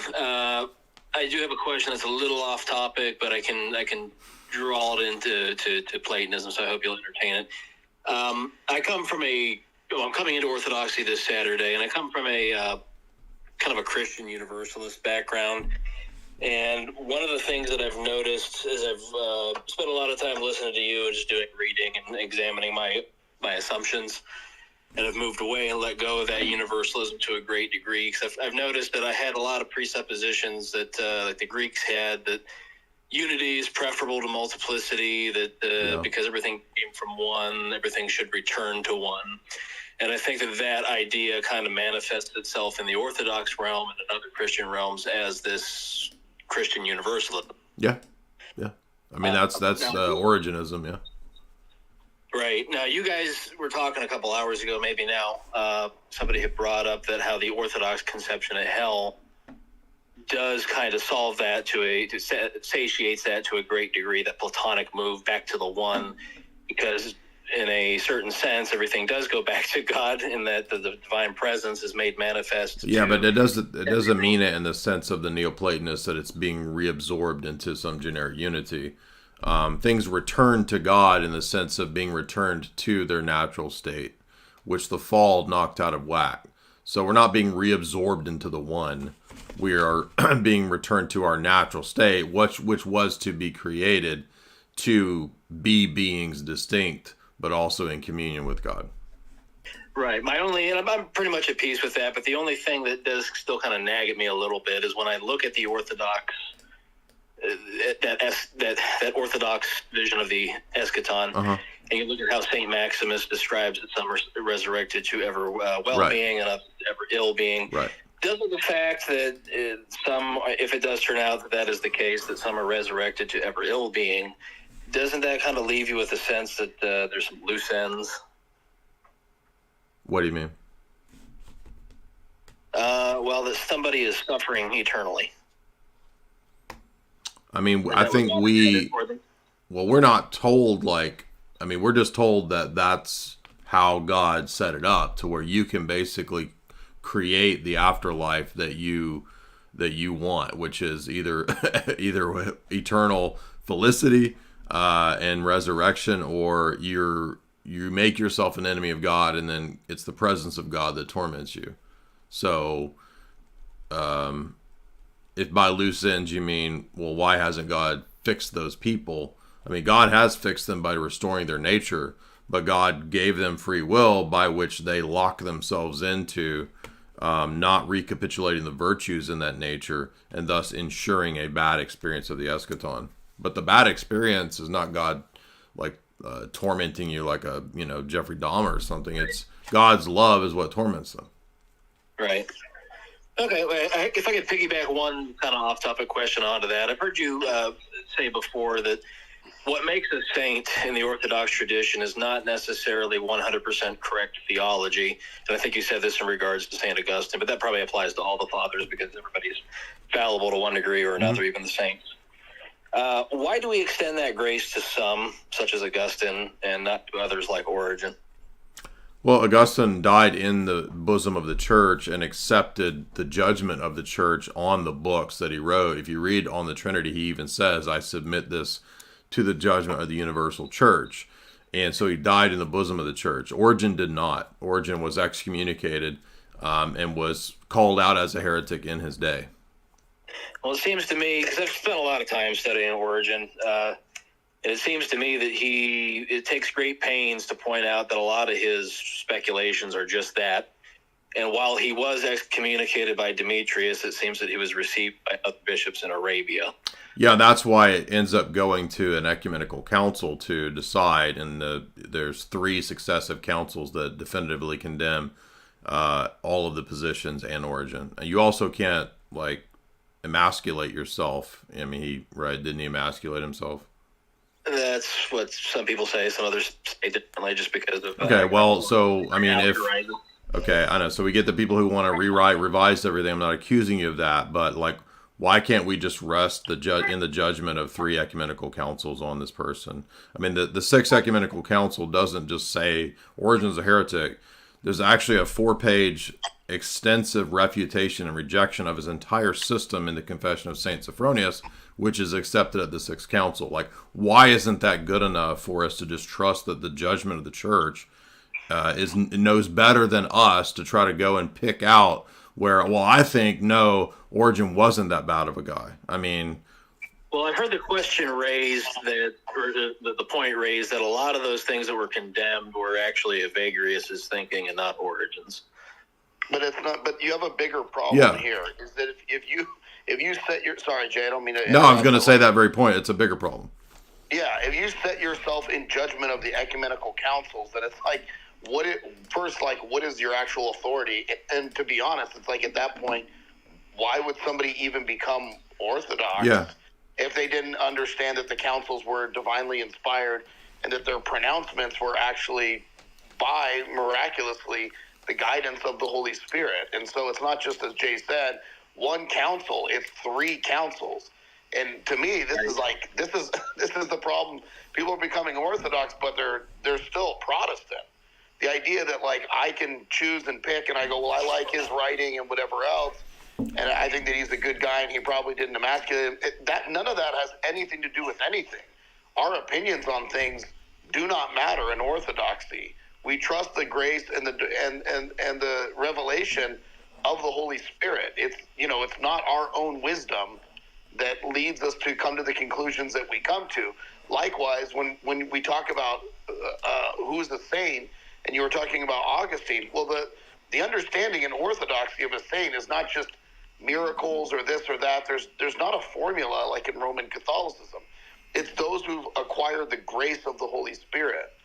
And it's very clear, I think, even from the story of Origen and the fact that, he didn't die in the church and that he didn't die in repentance and did not even seem to have any shred of humility about his teaching, or what is often the case with all heretics in the church, no shred of humility regarding being corrected. I don't know why we would have such a hard time seeing that as a sign that this person obviously did not have the grace of the Holy Spirit.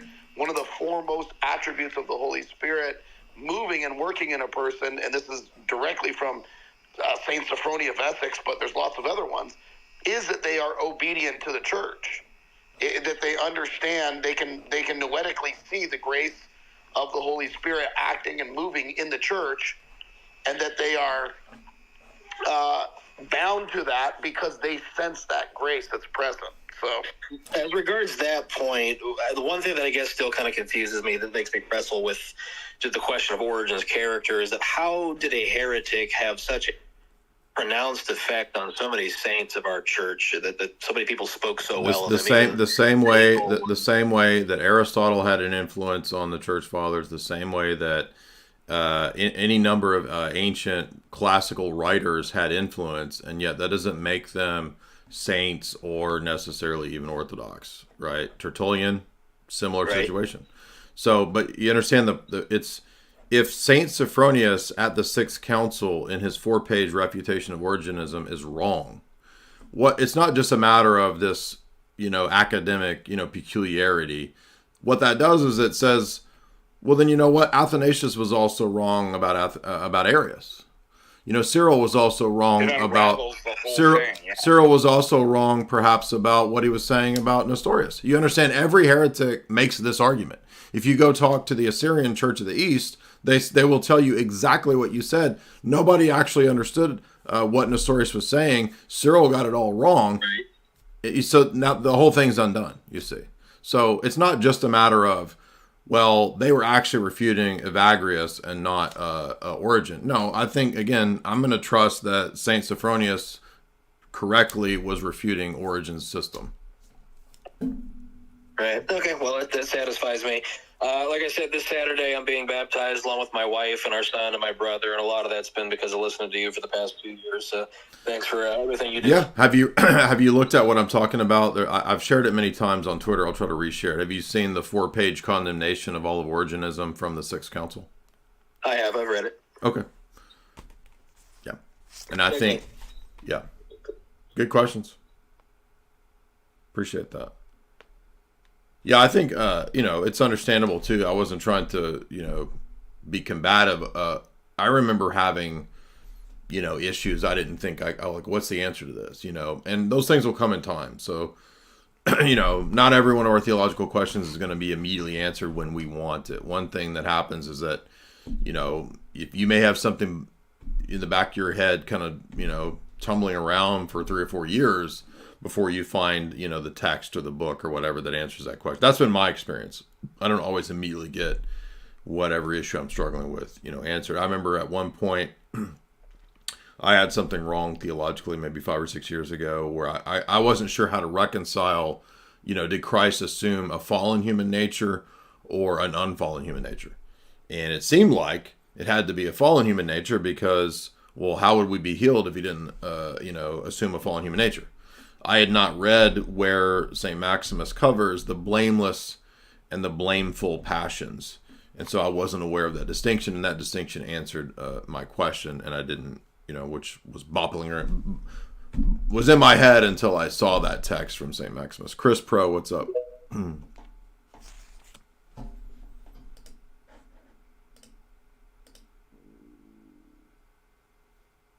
You got to unmute.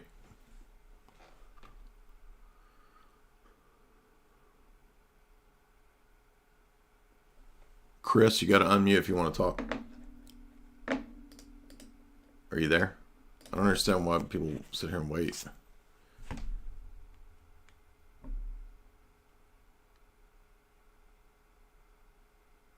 All right, let's move on. So we got a lot of people who've already asked questions, and I'm not trying to be rude to you guys, but we're moving on to people who... 2HU. What's up, 2HU?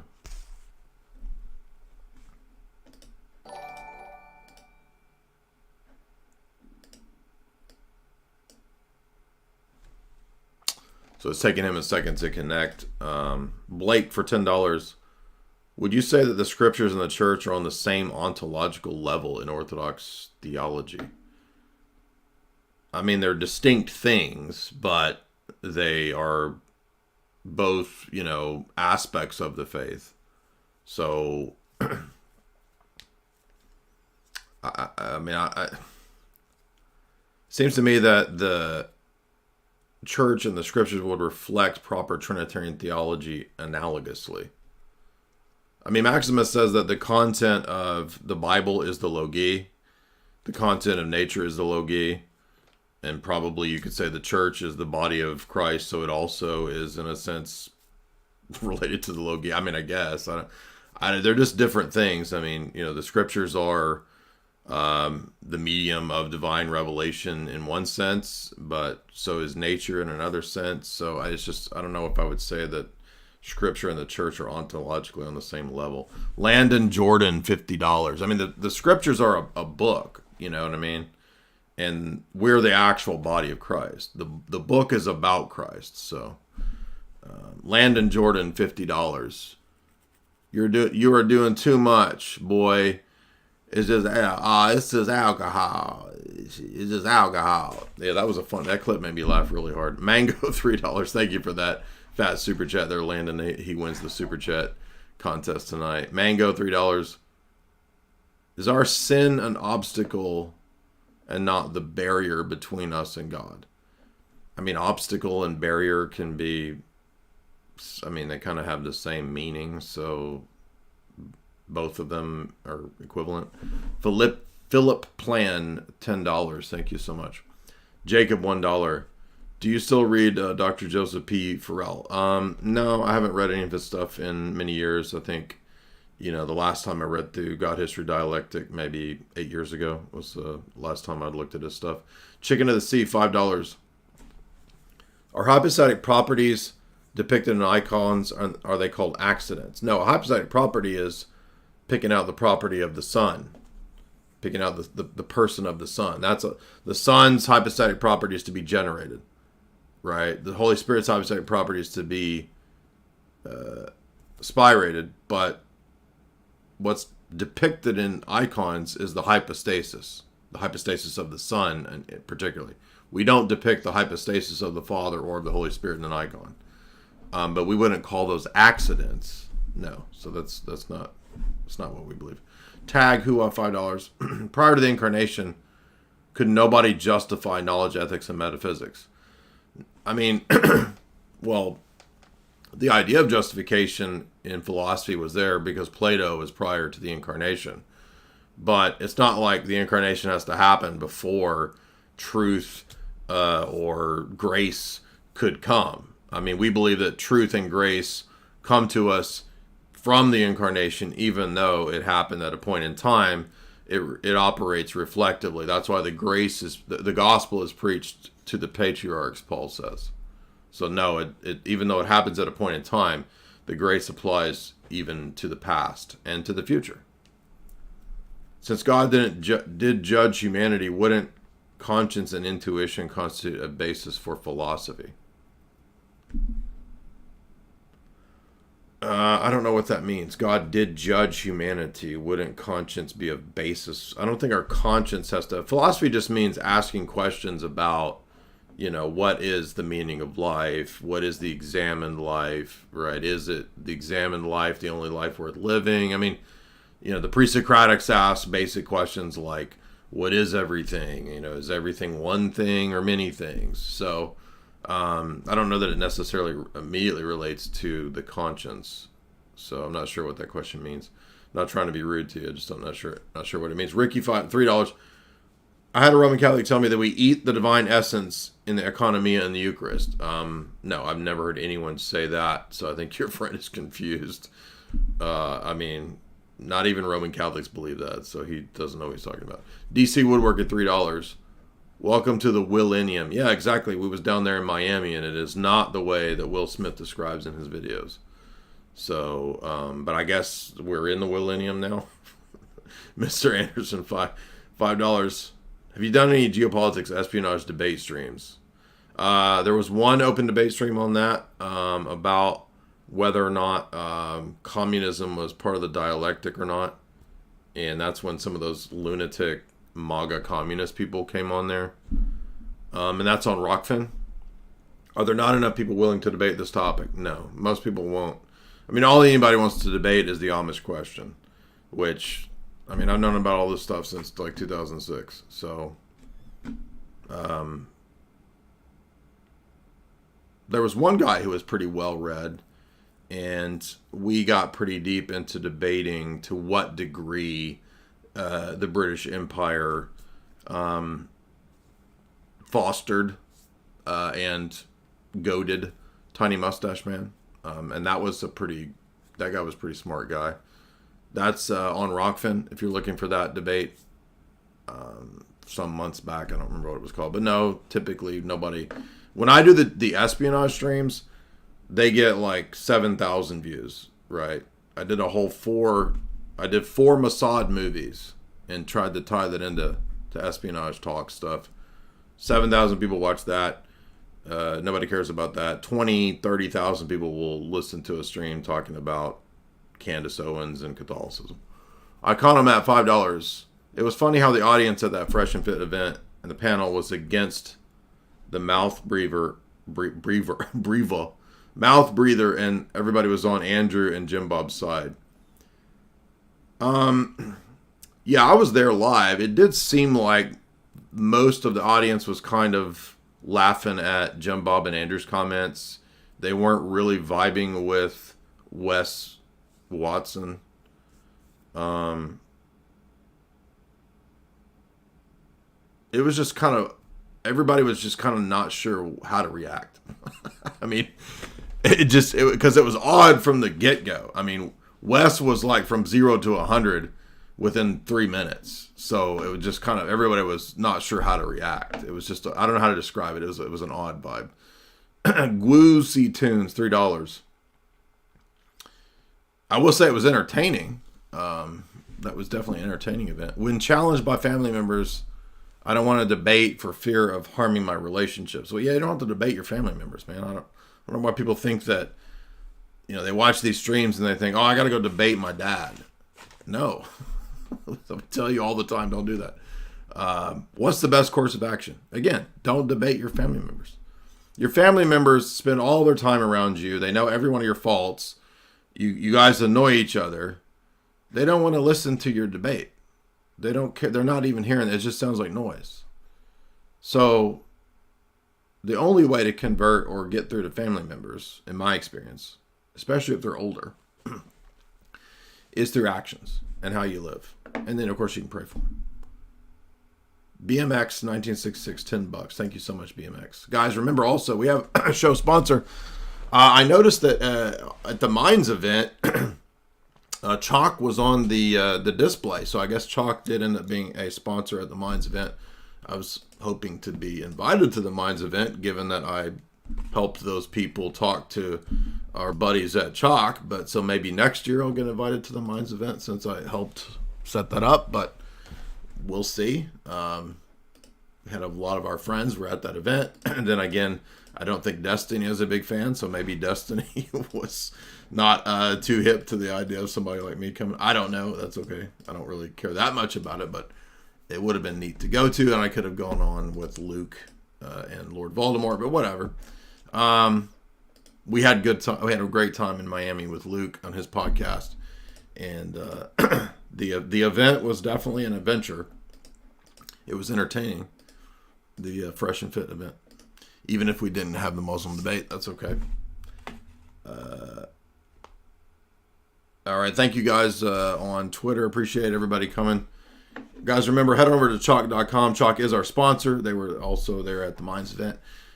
You can get 50% off those products over at chalk.com. My favorite is, of course, the Tonkat Ali right there, the Tomcat 100, proven to boost testosterone in the studies you can read over at choq.com, that's choq.com.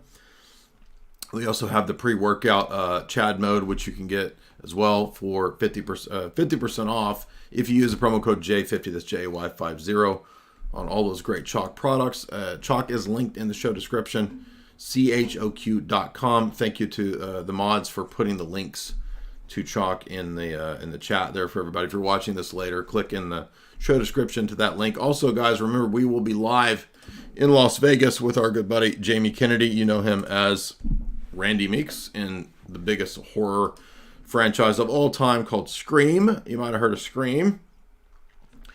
And his stand-up is very enjoyable. He's a very funny guy, very fun in person. He's been very cool to us, and always been very open to doing a lot of these events with us. We've had a lot of fun with him.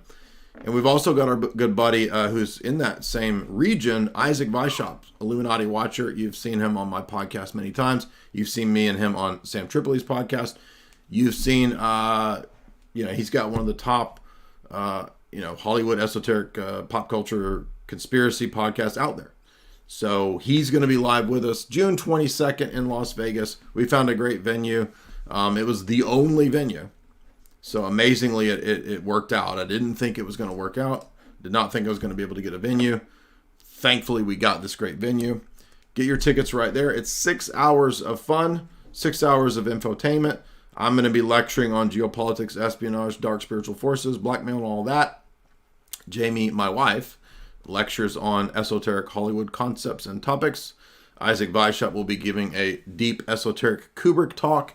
And of course, Jamie Kennedy does his stand-up routine and takes a lot of Q&A. You can also get all of your Scream memorabilia and whatnot signed. Trust me, it's great. It's fun. We'll have book signing. You can get your book signed and all that. Our books, everybody's books. Isaac Weishaupt's books as well. And there's the link to that. Otherwise, thank you guys for a good discussion. Maybe David Icke will come around and decide he wants to do a debate. It'd be great if Alex moderates that. He said he would be willing to do it. I don't think he will, but I'm definitely down to do it if he wants to. We can have a friendly, civil conversation. But because I don't think it'll happen.